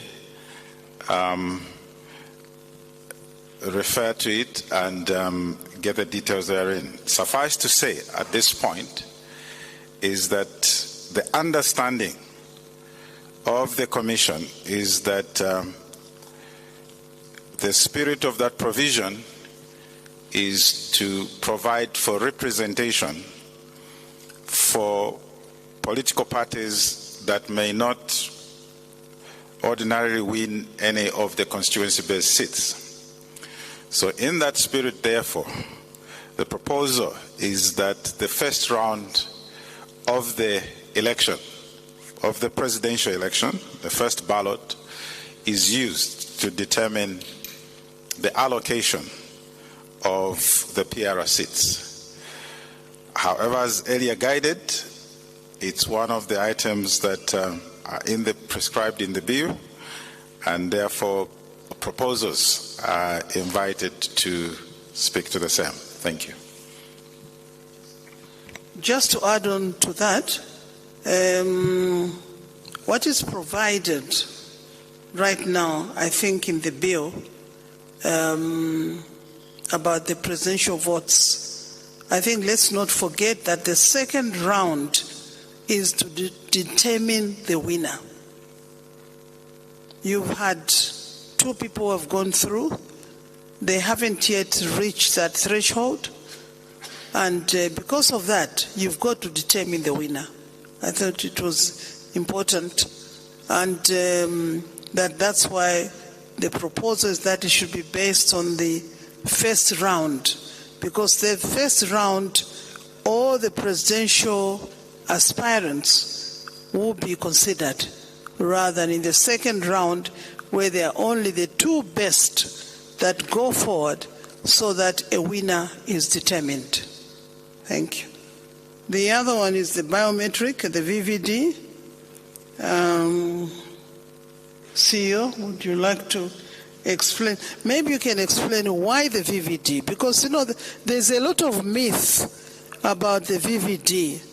Maybe it hasn't been clearly explained why the VVD, and at whose benefit for the VVD.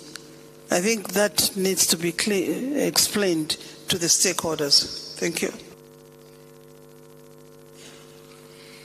Thank you, Chairperson.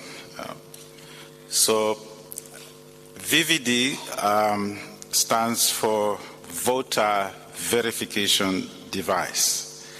So this is a device that is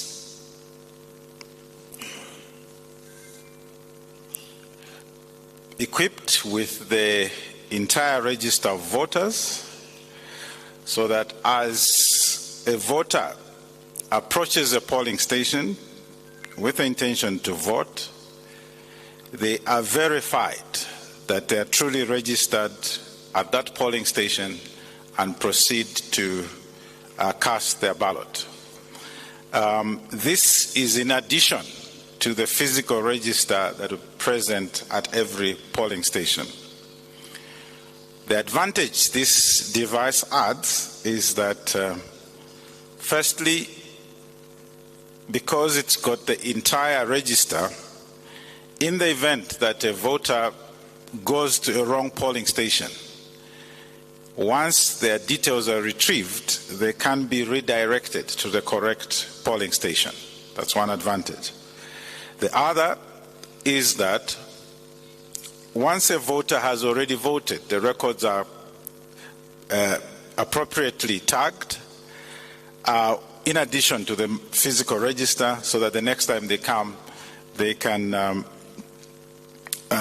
be identified as such, as a person who has already. These devices also help to quicken the queue, because stakeholders in the room, monitors and agents of candidates, also have copies of the register. So once the device is in place, the officer operating device can quickly alert the monitors and agents in the room the page number where to find that voter, so that they can quickly mark, and then the voter proceeds to get the ballot. So that's the overall objective of deploying these devices in the polling stations. Now, coming to the question, firstly, to indicate by way of background that starting 2021, the Commission has deployed the VVDs on a pilot basis. In 2021 itself, the general election, not all polling stations were covered. An approximate 1,000 centers were used. So all these 5 years, and in our engagement with stakeholders, we've made it clear that this has been a pilot basis to build a case, which the Commission is confident now that that case has been built for the Commission to deploy these to all polling stations come the 2026 general election. Now, so that is where the Commission is heading. Now, wish to assure you that an appropriate forum will be arranged by the Commission for engagement over this issue way in advance of the election, on how the Commission will deploy this for purposes of enhancing the operations at the polling station going forward. So rest assured that it's an item that the Commission will present before you at an appropriate time in terms of its plans for the deployment at full scale come August 13th, 2026. So because it was on a pilot basis, the non-deployment in one by-election or the other should not be construed as a unilateral decision without those necessary consultations. It was on the premise that all this deployment up to now has been pilot. And it's not just Chawama and Kasama. There was another by-election in Ruapula that for a ward that the Commission did not deploy. So there are considerations that were made, but at that point, it's because, once again to emphasize, it has been a pilot since now. But going forward, as we go to the 2026 general election, the Commission will provide that clarity and give a platform for stakeholders to appreciate the full rollout of these devices for the 2026 general election and where they sit in the electoral process. Maybe going back to one of the points in terms of the advantage is that with that device then, we will be able to share with stakeholders statistics on those that would have turned out. I think for those that are interested in such numbers, until now, if you ask the Commission, what is the age distribution of the people that actually turned out to vote, the Commission would not give you. We would not just give you a turnout, a block figure of turnout. We had 70% turnout. But would not break that down to the age profile, for example. Even the gender. We know in terms of registered voters, but those who turn out to vote, we do not have that mechanism. But so one of the benefits of deploying this technology is that we'll be able to share that, so that then there can be that benefit of appreciating the profile of the voters that would have participated in an election. Thank you, Chair. Thank you very much, CEO.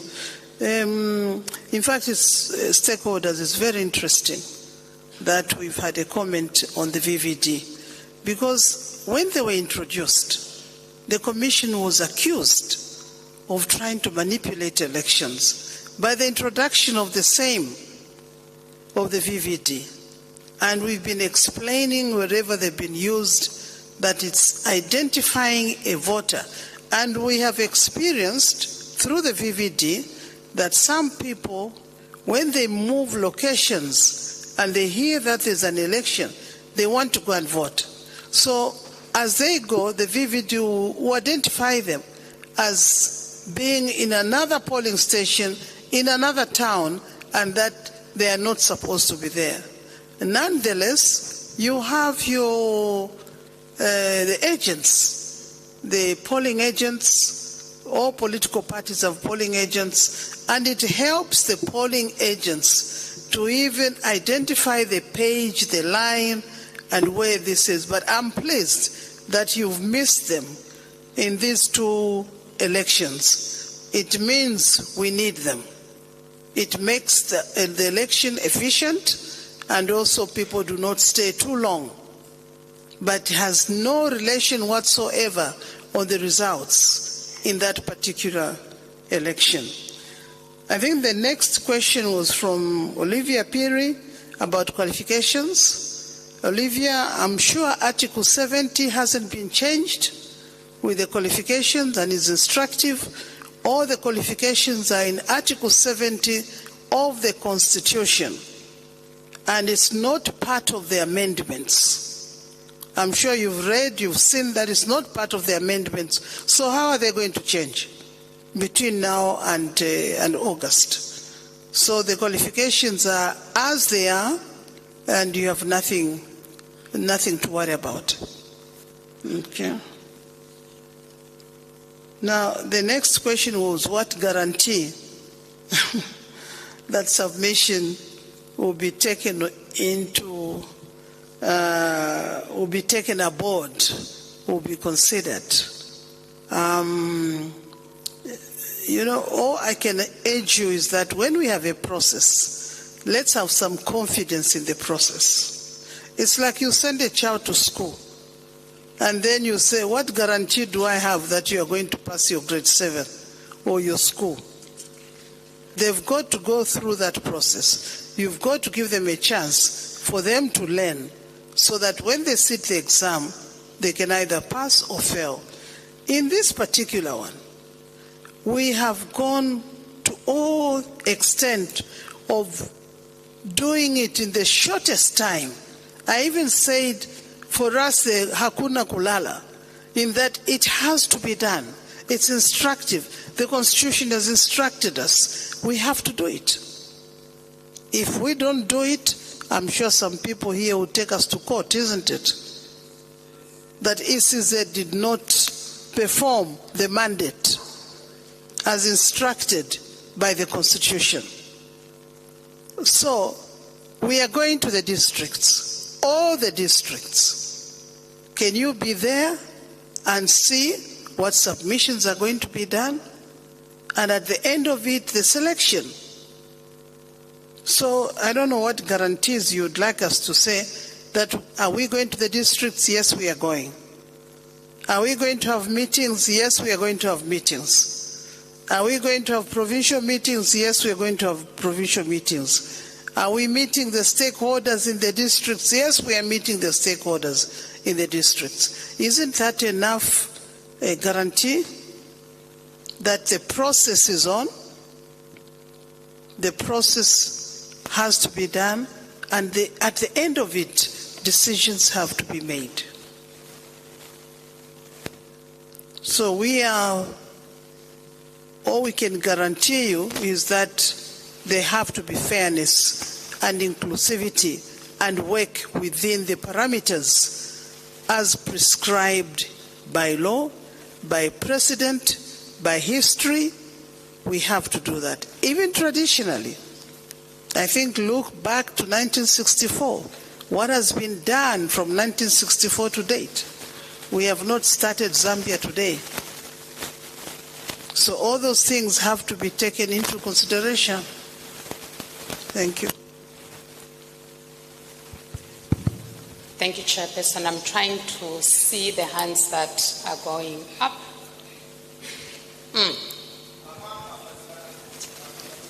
Okay, somebody will be coming there, but what we need to do, let's start with Mom there. We'll need to come to this end, and then we'll see how best we can rotate back. Thank you.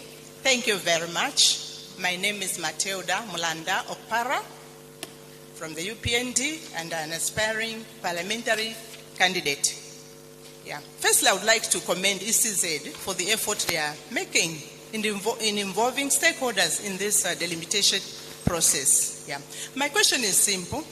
I just want to know the best way participants can effectively contribute to this process in their various districts. Because I'm aware that most of them are here right now.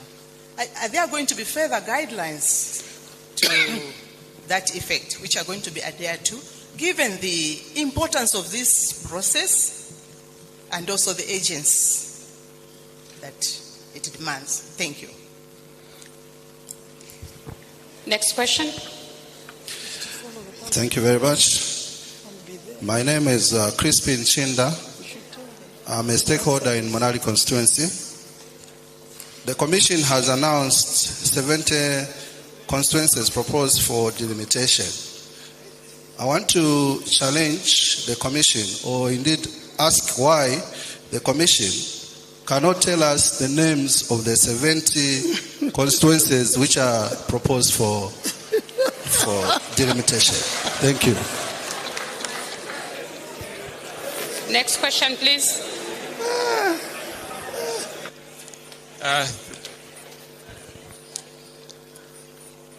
Thank you. I'm Luke Mwanza, Director for Peace Alliance. I would want to appeal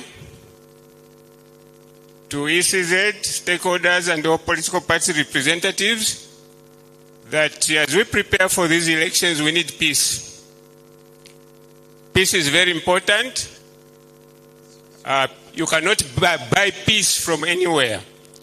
And there's no donor that will donate peace to Zambia. So having said that, I would also request ECZ to maybe expand on voter education, especially that we have new voters on the register. We would like to avoid a situation where there will be more spoiled ballot papers than votes for some presidential candidates. Thank you. Let's get the next question. Matthew, let's finish off here.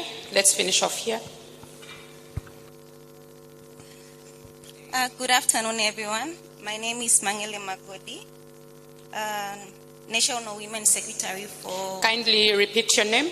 Smangele Magodi, National Women Secretary for Republican Progressive Party and President Leslie Chikuse. So my question is, what measures is the Commission putting to ensure that the Constitution is respected and that the process is not abused by ambitious politicians or groups? Thank you. I submit. Let's get the last question for this round.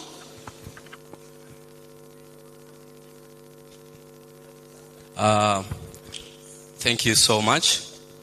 My name is Michael Mchota Banda, representing Katete and an aspiring candidate for Mukaika constituency or Katete Central, as case may be. First of all, I would love to commend the ECZ for calling for this national stakeholder meeting, which gives stakeholders an opportunity to engage with your commission. Chairperson, I just want clarity on the voters when the new boundaries established, because right now voters are registered at a polling station. Thereafter, when the new constituencies are established, it means that if I was registered at Kanjeza polling station and that station is moved to a new constituency, does it mean that that new constituency or polling station, I will be able to find my name there? I think we need clarity on that so that our people are able to do the right things. And also you mentioned that the names of these constituencies will only be published in April, but then the voter registration exercise verification will be done in March. So how will that be done? Thank you. Thank you. We will request the Commission to respond. Once the Commission is done responding to this round of questions, I will get to the people sitting upstairs. Don't think we've forgotten you. There's already a microphone there. We'll come to you. Thank you.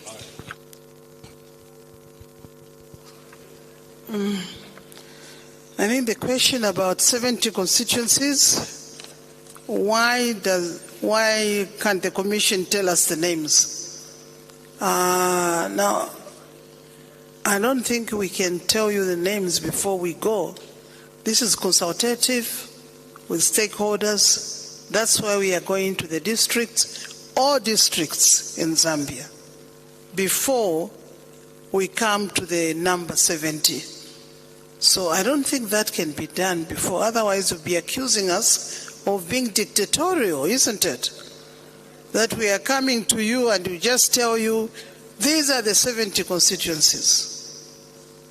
It's participatory, consultative, and we have to take everything into consideration. So everybody needs to be considered and taken on board. I know we are all dying to hear which are the 70 constituencies so that people can start campaigning. But if we say that now, we might even create more confusion in the constituencies where they are serving members of parliament, and then we will have about 10 people, campaigning, causing havoc in those constituencies. So probably until such time as allowed by the law, we have laws in this country, and the laws have to be followed. Thank you. That appeal to ECZ and the stakeholder, that I think it's very, very important. Wherever we've gone, we've been preaching about peace. We've seen what has happened in other areas, not just in Zambia. As a commission, we go for benchmarking, we see what is happening. I think let's uphold that, what we have, and value it, and that is the peace. Was there a question on voter registration? I'll ask the CEO to talk about the voter registration, what measures have been taken. But for the abuse of the Constitution, I think there was a comment. I think that's a comment. Can we ensure that there's no abuse of the Constitution? I don't know which part of the Constitution, and what we are doing is to follow what the Constitution says within our mandate. Thank you. So CEO, if you can answer some of the new boundaries, the clarity on the new boundaries, and also voters. I think I'll ask the CEO to talk to that. Thank you. Thank you, Chairperson. I think, Mr. Banda, allow me to use an example of probably Lusaka so that maybe the audience can relate to your question. Let's take, for example, the University of Zambia. The University of Zambia Sports Hall is a polling station. So as we speak, there are voters who are registered to vote at the University of Zambia polling station. So let's take, for example, if Monali constituency is affected and the University of Zambia falls, again, as an example, into a new, maybe what we might call Kalingalinga constituency. The voters that registered to vote at the University of Zambia Sports Hall will remain at the University of Zambia Sports Hall. Come election day, they will go to the sports hall and vote at the sports hall. Nothing changes. So I've used the University of Zambia Sports Hall as an example, but you can replace University of Zambia Sports Hall with any of the polling stations that people have registered at. Nothing will change. Go back to that same center and you find your name there to vote. What will change is that if in 2021, as per example I earlier gave, you were voting for a member of parliament for Monali constituency, you will now would be voting for a member of parliament for Kalingalinga constituency. That's the only change. But where you vote for remains the same. May I add that the ward remains the same. So if the University of Zambia is in a ward, I forget the name, that ward remains. So the councillor, you vote for a councillor for that same ward. I hope that clarifies. So that even if we inspect the register in March, what we are looking for during the inspection is to make sure that the details are correctly captured at that polling station. Once that is done, the voter is guaranteed, come August 13th, they will go to that polling station and vote. Now, added to that, the Commission will not stop at just publishing the new constituencies in the Gazette by 15th April.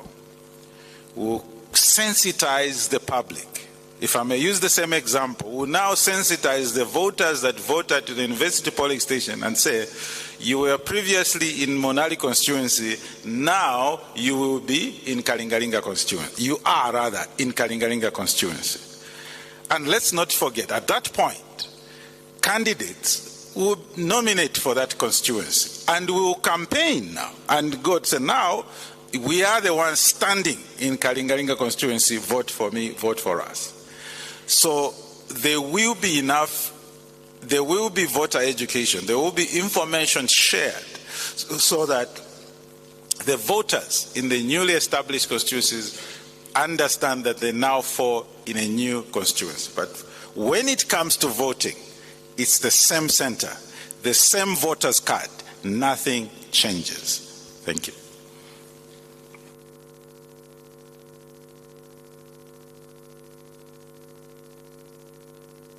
Commissioner Mtiti, would you like to add something?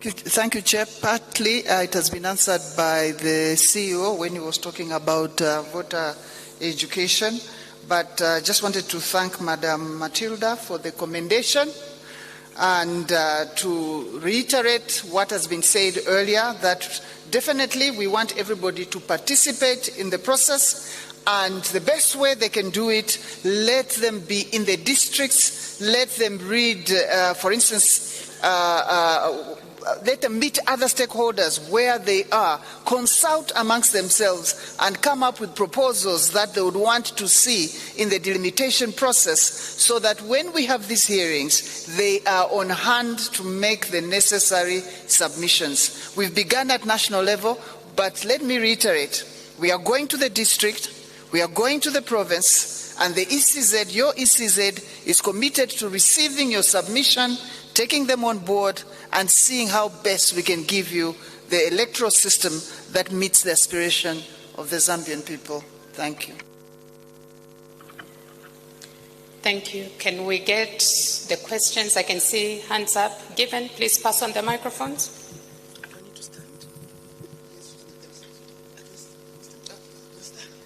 Thank you so much. Good afternoon, ECZ.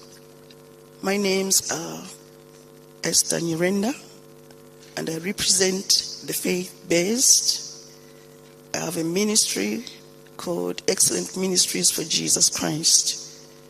And I've also got an NGO as a vice president, which is LOTH, called Lord of the Harvest for Africa. My question to ECZ, with due respect, due honor, and due regard is, I have not heard anything about diaspora. And I'm going to represent them because they have become voiceless and they cannot have any action because of what we know, that there is a constitution or an article in the constitution that diaspora is disadvantaged. Are we saying as a Christian nation that we throw away other children because they are outside there, they cannot participate in voting? In 2016, I saw some of these from diaspora come and take part in the elections. For some, unfortunately, they were cut off. They were told the incumbent will continue. You should not. They put their pens down, they left. Meanwhile, they had put a lot of good on the land as they went round campaigning. Education is an advantage. We take our children to school to go and learn. So when they come back, they can bring the same high technology to this nation, that we cannot continuously be incapacitated to always allow foreigners to do what is. I'm not saying foreigners are not good, but I'm saying let's look at this critically. ECZ, address this issue. You cannot disadvantage the diaspora. There are some who are very vital, and I know it. I will put my submission in writing so that you can actually read all the details about everything detailed to the minute. ECZ, you are dependent upon. Thank you, ma'am. Let's have it done. Taken note. Let's move to the next question. Thank you very much. Good afternoon. My name is Tendes Mwanza. I'm the media director for LDP party under the able leadership of Dr. Rogers Rubio. My question is, when would we expect the announcement of nomination fees? Because it's important that people know on time and prepare adequately. Thank you. Thank you. Next question. Good afternoon, everyone. My name is Sylvia Vambalachali Kosa. I'm a member of the Catholic Women's Organization and a member of Central Committee of the Patriotic Front. Chairperson, my question is not controversial, and it's directed to the CEO, Mr. Brown Kasaro. In the presentation, it was mentioned that there is *214#, which is the access code for checking or voter verification. And you specifically mentioned that it's available on the 3 networks. Could you kindly state the 3 networks and also advise whether you will add the 4th network, which is Z Mobile, if at all it's not on the list? Thank you. Thank you. Do we have another question up there so that we deal with those? Which side? Please proceed. Let's see how you do this.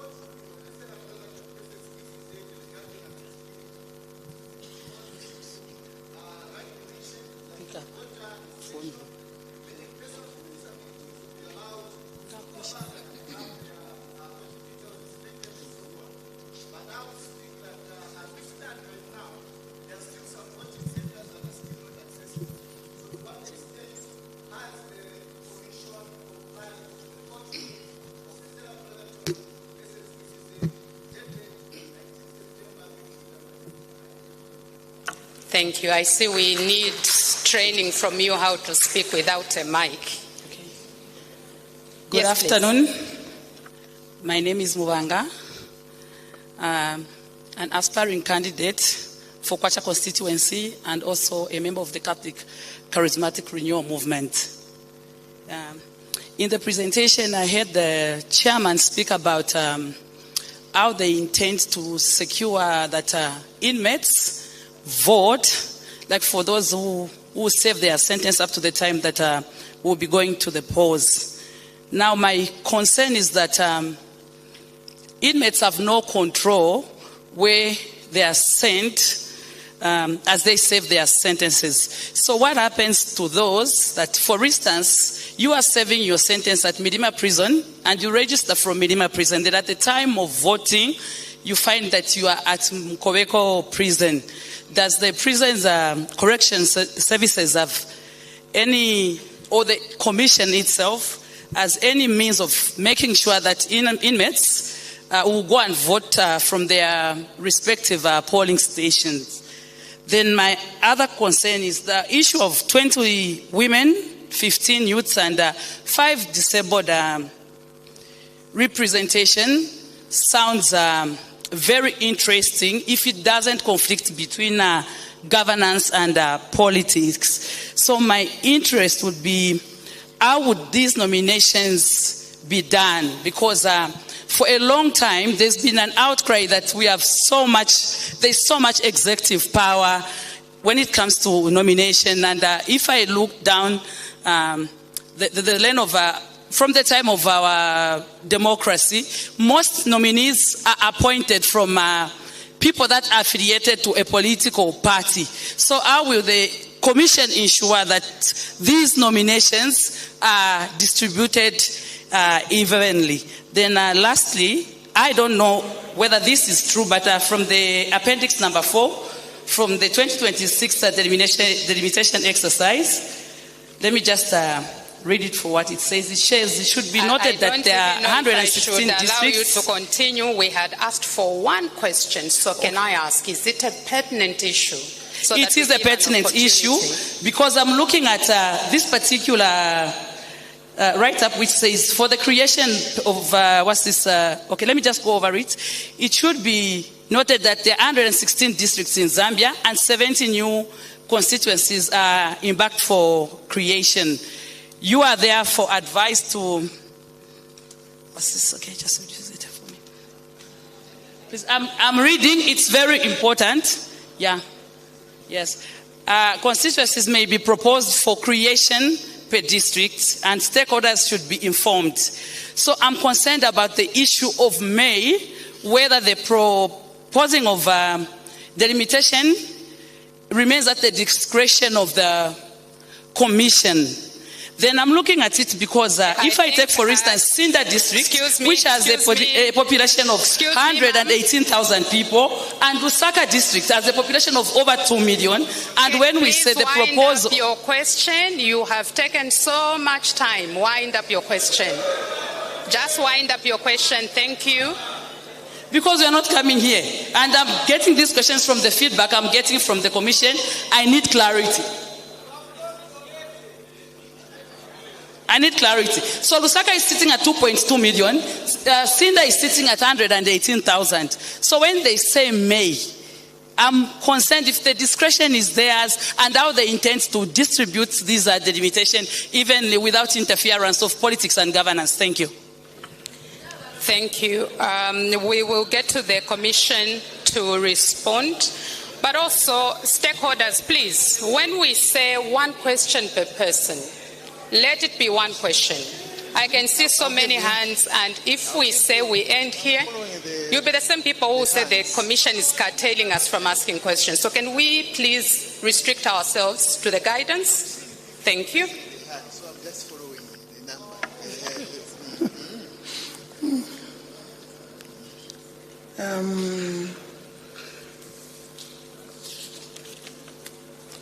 I think the first question was diaspora. Are we on the same? Yeah. From Madam Esther Urenda. it's true that every country or people in the diaspora would like to come and participate. And I think this has been a discussion for a long time, but arrangements have to be made for that election.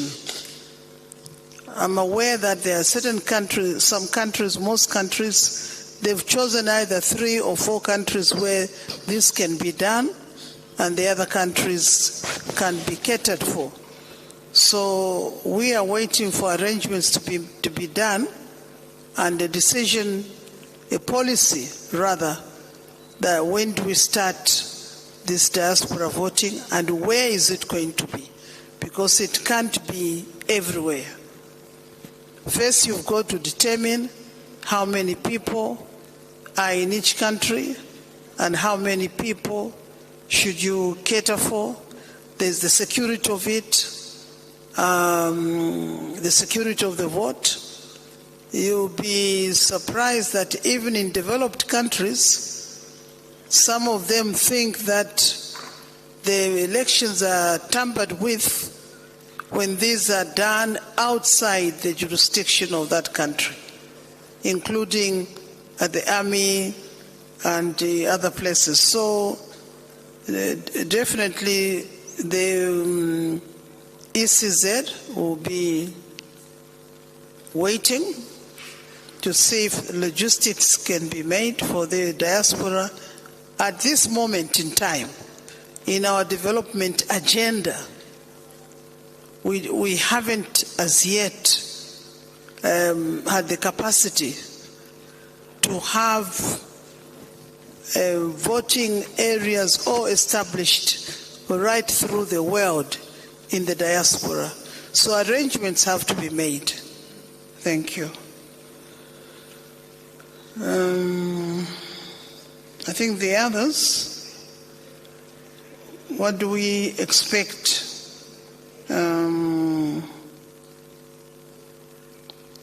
I think from Madam Chalikosa there was a question, the presentation of the numbers CEO that you gave them, and also there were another question there, the two on the disability and the others, if you can attend to them, the other members and CEO.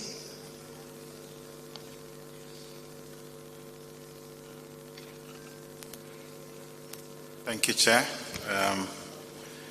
For the nomination fees, you take note that on the roadmap, nominations will be in May 2026, mid-May. The Commission will engage stakeholders and announce these fees if there's any revision in very good time.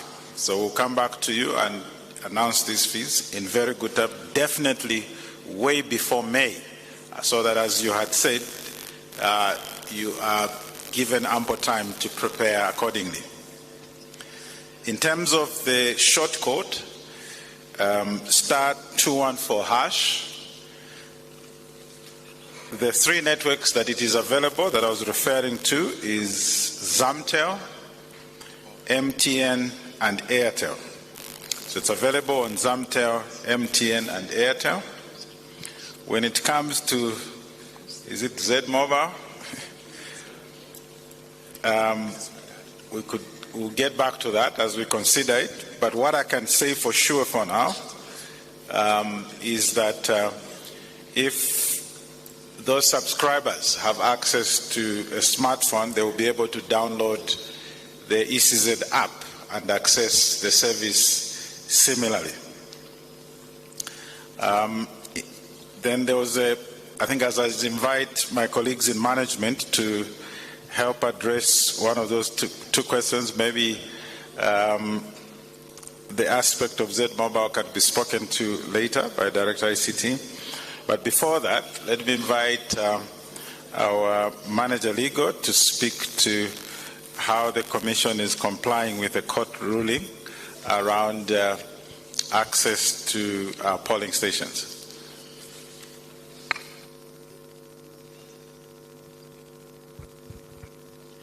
Thank you, CEO. So in terms of complying with the court ruling, the Commission has progressively engaged places where we set up polling stations. These are schools and other public places. We have been constructing ramps to ensure that there is accessibility for persons with disabilities. But also it is an issue that is being addressed progressively, because it is important to note that some of these buildings are not owned by the Commission, and therefore the Commission has, in partnering with the owners of these buildings, attempted to create ramps in most of these areas, but it is work in progress, and the Commission is, as a matter of policy, in the process of implementing the construction of ramps. It's something that is budgeted even for the next general election. Thank you.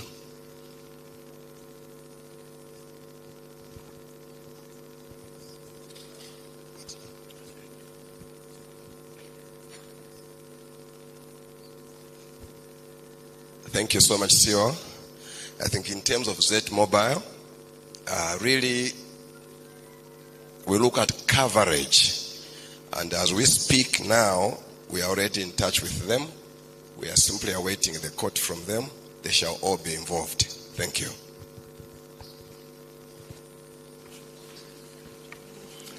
Thank you. I will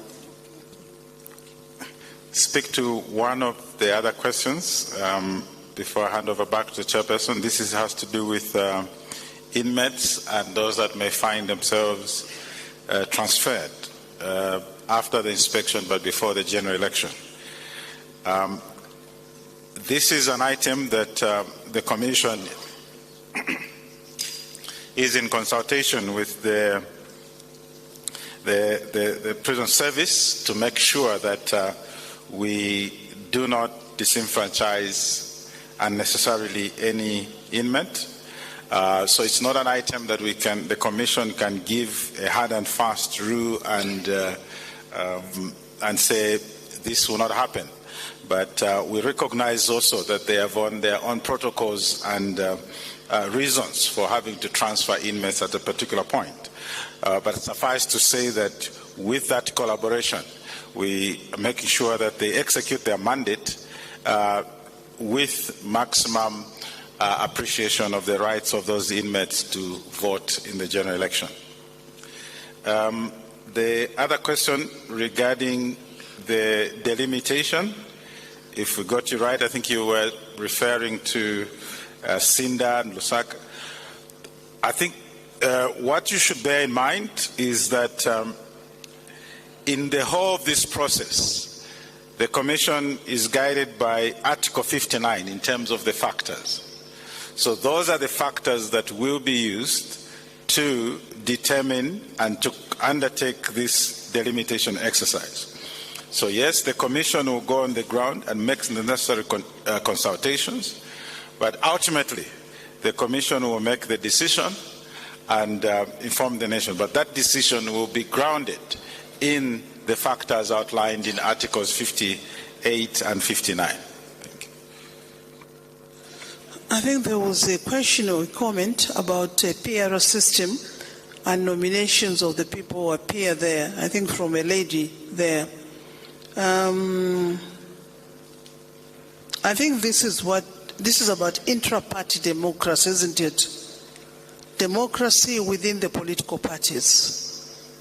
And we hope that with the introduction of the PR system in our electoral process, that the political parties will be as democratic as they've demanded from ECZ. Those democratic tenets have to start from you as political parties, that when you arrive at these lists, they are arrived at in a democratic manner. That's all we can guide. Thank you.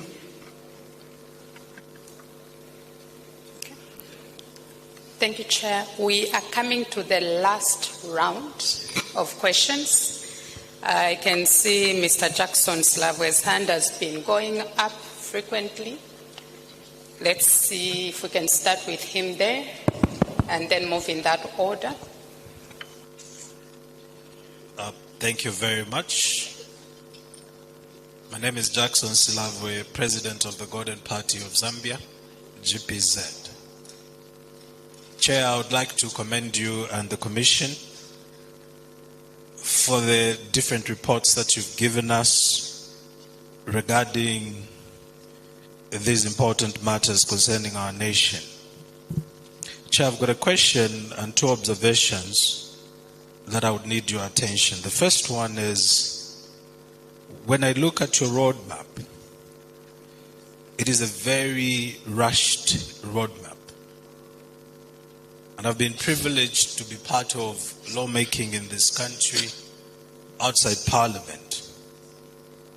I can safely submit that we've got a lot of laws in our land right now in the current constitution that haven't been operationalized. One of them is funding on political parties. We have not been able to do that as a nation. Has the Commission considered to halt some of the things that you are involving yourself in for the sake of clarity and gaining consensus as a nation? That is the first question. My first observation is on the roadmap that was released a few days ago. And it's a light observation. The progression of debts is quite confusing on your roadmap. Can we be systematic? I would like to point out on nomination of candidates. You start with April 25th. Then you swing to May 2nd. Then you go back to April 15th. And then again you go to May. And in different segments this is repeated. I speak this because this can be problematic for my chairperson, my chairman in some remote place to follow this program to ensure that we fulfill this calendar. So it's a request to the Commission that when you start with January 1st, 2025, let dates rhyme and align properly so that we can be able, even a person who has never been to school, can be able to follow the roadmap. The second observation, Chair, you talked about precedents. What has been done before since the formation of our republic. And I can also submit that it has been precedence for nominations to start. Either it is the processing or any other pre-process before nominations to be done when Parliament is dissolved. In your roadmap, I've noted that processes of nominations actually start when Parliament has not been dissolved. The question I ask, why is it so? And lastly, if you look at a number of issues you've brought on the PR system, and I know it's by law and all that, but for me, I look at, in fact, if I look across the room, not many people understand the things that you are explaining about PR system. And if I look at your roadmap there, I haven't even seen any engagement of political parties. Because you find a situation that only one political party or two will be able to meet the criteria. What sort of help has ECZ put in place to engage us, the political parties, on what is needed? Because already you're talking about PR at local government, you're talking about PR in councils and all that. I think there has to be information. But I'm mindful that you are also talking of the bill at the same time. So again, I ask a question, where are you going to get the time to do these things? It was the same on the prisoners voting. Our voice were not heard. Mistakes were made. Today we've got a white elephant in terms of prisoners voting. that even political parties cannot be able to access the prisons, or we are told we are turned away, or we are just told to leave a flyer, which we don't even know if it reaches the prisoners. Sir, and we may created I request that you as a to country. wind up your question, please? So I would appreciate if we can be able to attend to those concerns. Thank you very much. Thank you. So let's get one more question this side. We cross to the other side. I think we've concentrated more on this side. Good afternoon, Chairperson Madam Mwangala Zalomis, and good afternoon, CEO Mr. Brown Kasaro. My name is Maus Sampa, and I come in peace. I want to break the record by posing the shortest question. It seems to me most of us here and outside are a bit disappointed that you do not bring the list of the 70 new constituencies. I want to ask though, when you do, if you have not already done, where are you putting the importance? On the land size or on the population concentration? In this room, the population concentration is a lot. But outside in the car park, the land size is huge. Where would you demarcate, here or outside? I thank you.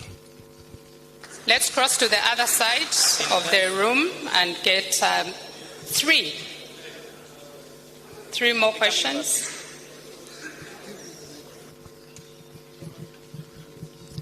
Hello, good afternoon. My name is Dr. Kalinda Elias from Zambia Wake Up Party, Zawapa, led by Howard Kunda. In the same vein, concerning delimitation, the confusion may be, how did the Commission arrive at 70 more new constituencies if the Commission is still consulting over the same? So may we be clear on how the Commission arrived at the 70 new constituencies, if still this day they are still trying to consult. Thank you very much. Matthew, can we get the microphone to my left side of the room? Yes, please. Thank you so much. Good afternoon, Chairperson. My name is Beauty Katebe. Mine is, I'm coming from NGOCC. Mine is a rider and not necessarily on delimitation. There was a question on the issue of Mpika by-election. And your response, Chair, was that you cannot undertake a by-election 6 months before dissolution of Parliament. I started thinking, and I'm looking back, and I see Chawama and Kasama, that they were conducted 4 months before May.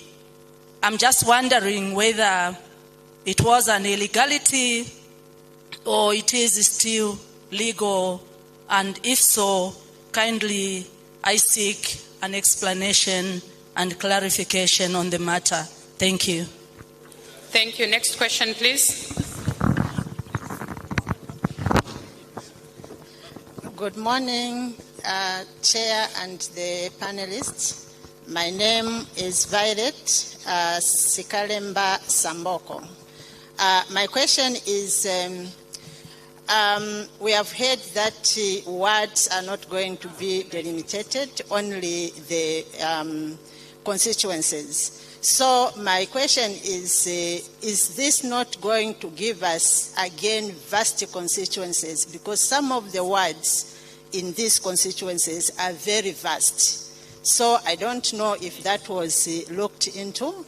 And also, I just want to ask if the citizens or stakeholders are able to file in an injunction, or maybe not necessarily an injunction, but maybe to file in where they are not very clear with the delimitation, more especially on the wards, which looks to be so big in other constituencies. Thank you so much.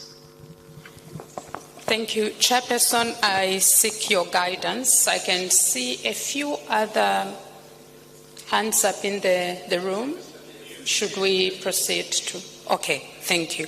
So maybe at this point, the Commission can take the questions that have been asked, and we'll come to this, like I indicated, my left side of the room, to give them an opportunity to ask. Thank you, Chair. Thank you. I think we'll start from the bottom.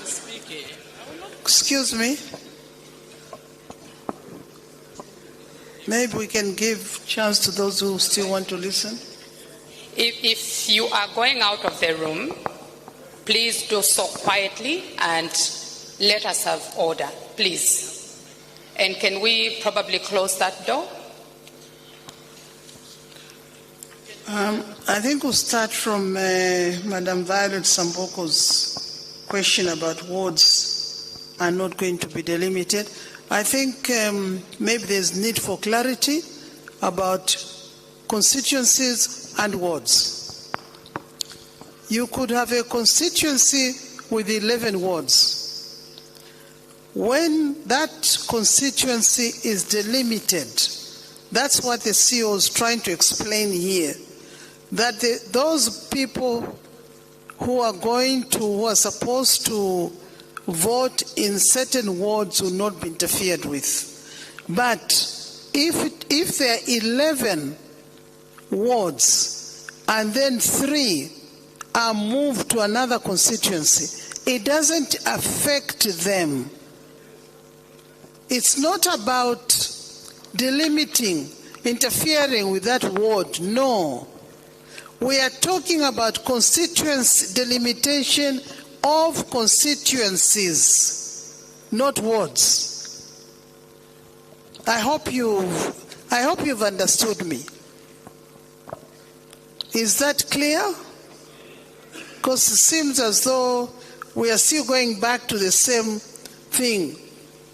You see, when you have too many wards in a constituency, maybe it's indicative of the fact that that constituency is too big. It needs to be cut maybe in half, and therefore the other wards go to the new constituency. Is that clear? Oh, okay. Who can explain further than me?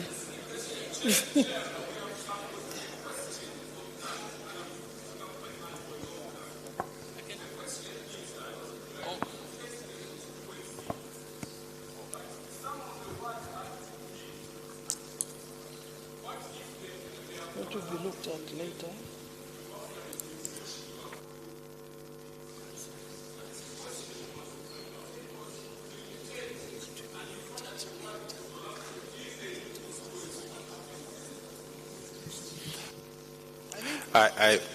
Let me ask the CEO to come in. Thank you. To help me there. Thank you. Thank you. To start with, the Commission recognizes that there are wards throughout the country that are big in terms of geographical size. But what the Commission is guiding is that during this delimitation, the entire ward will still belong to a new the new constituency where new constituencies are created. It will not be split up. The entire ward will be in the new constituency. Yeah.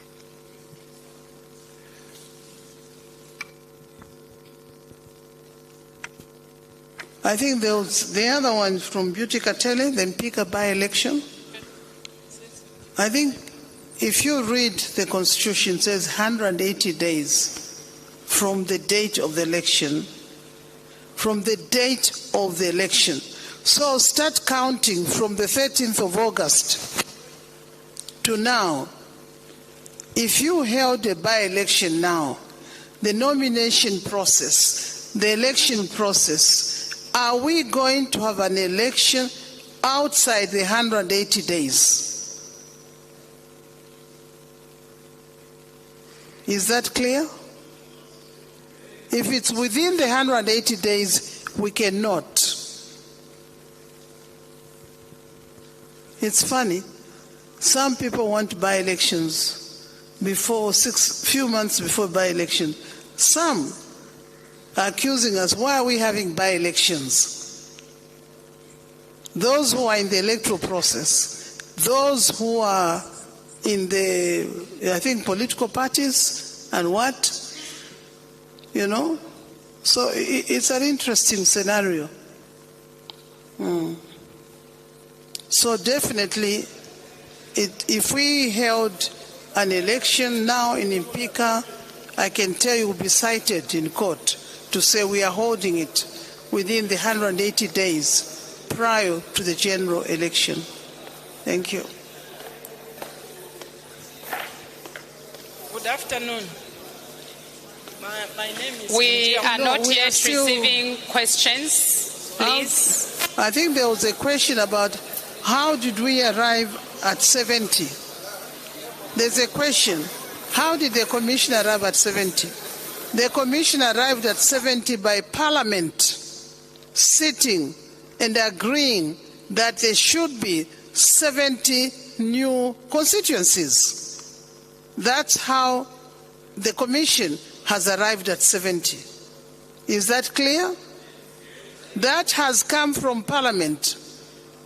If you'd like to know more, maybe you can go to the Hansard and read how they arrived at the number 70. Thank you.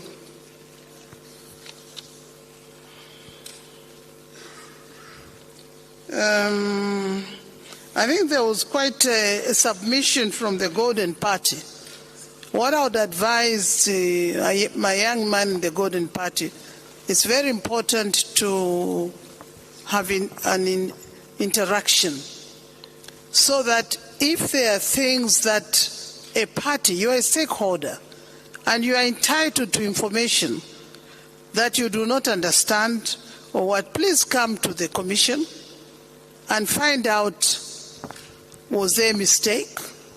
Or because we don't have the roadmap right now to answer to your questions, to look at those dates that you are talking about.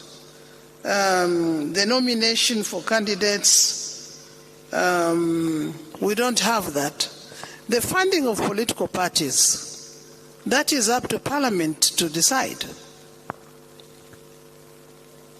That's outside our jurisdiction, outside our mandate.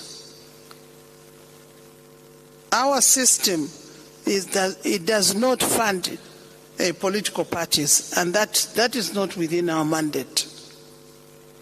So to ask us for that, I think is being unfair for us to comment on funding of political parties. That's not a function that we are bestowed on. Talked about voting rushed and what. I think these are matters that, when we have these engagements, we talk about them, but you come to the commission so that we can prepare, and also the other people can benefit from what issues you are raising. Chair, I appreciate, but there was no question on funding. But I welcome the invitation for us to engage more. Thank you, Chair. No, you mentioned funding of political parties. You said these are issues that ought to be No, I did addressed. not. Maybe I can repeat. I referred to it, but I never asked the Commission on it.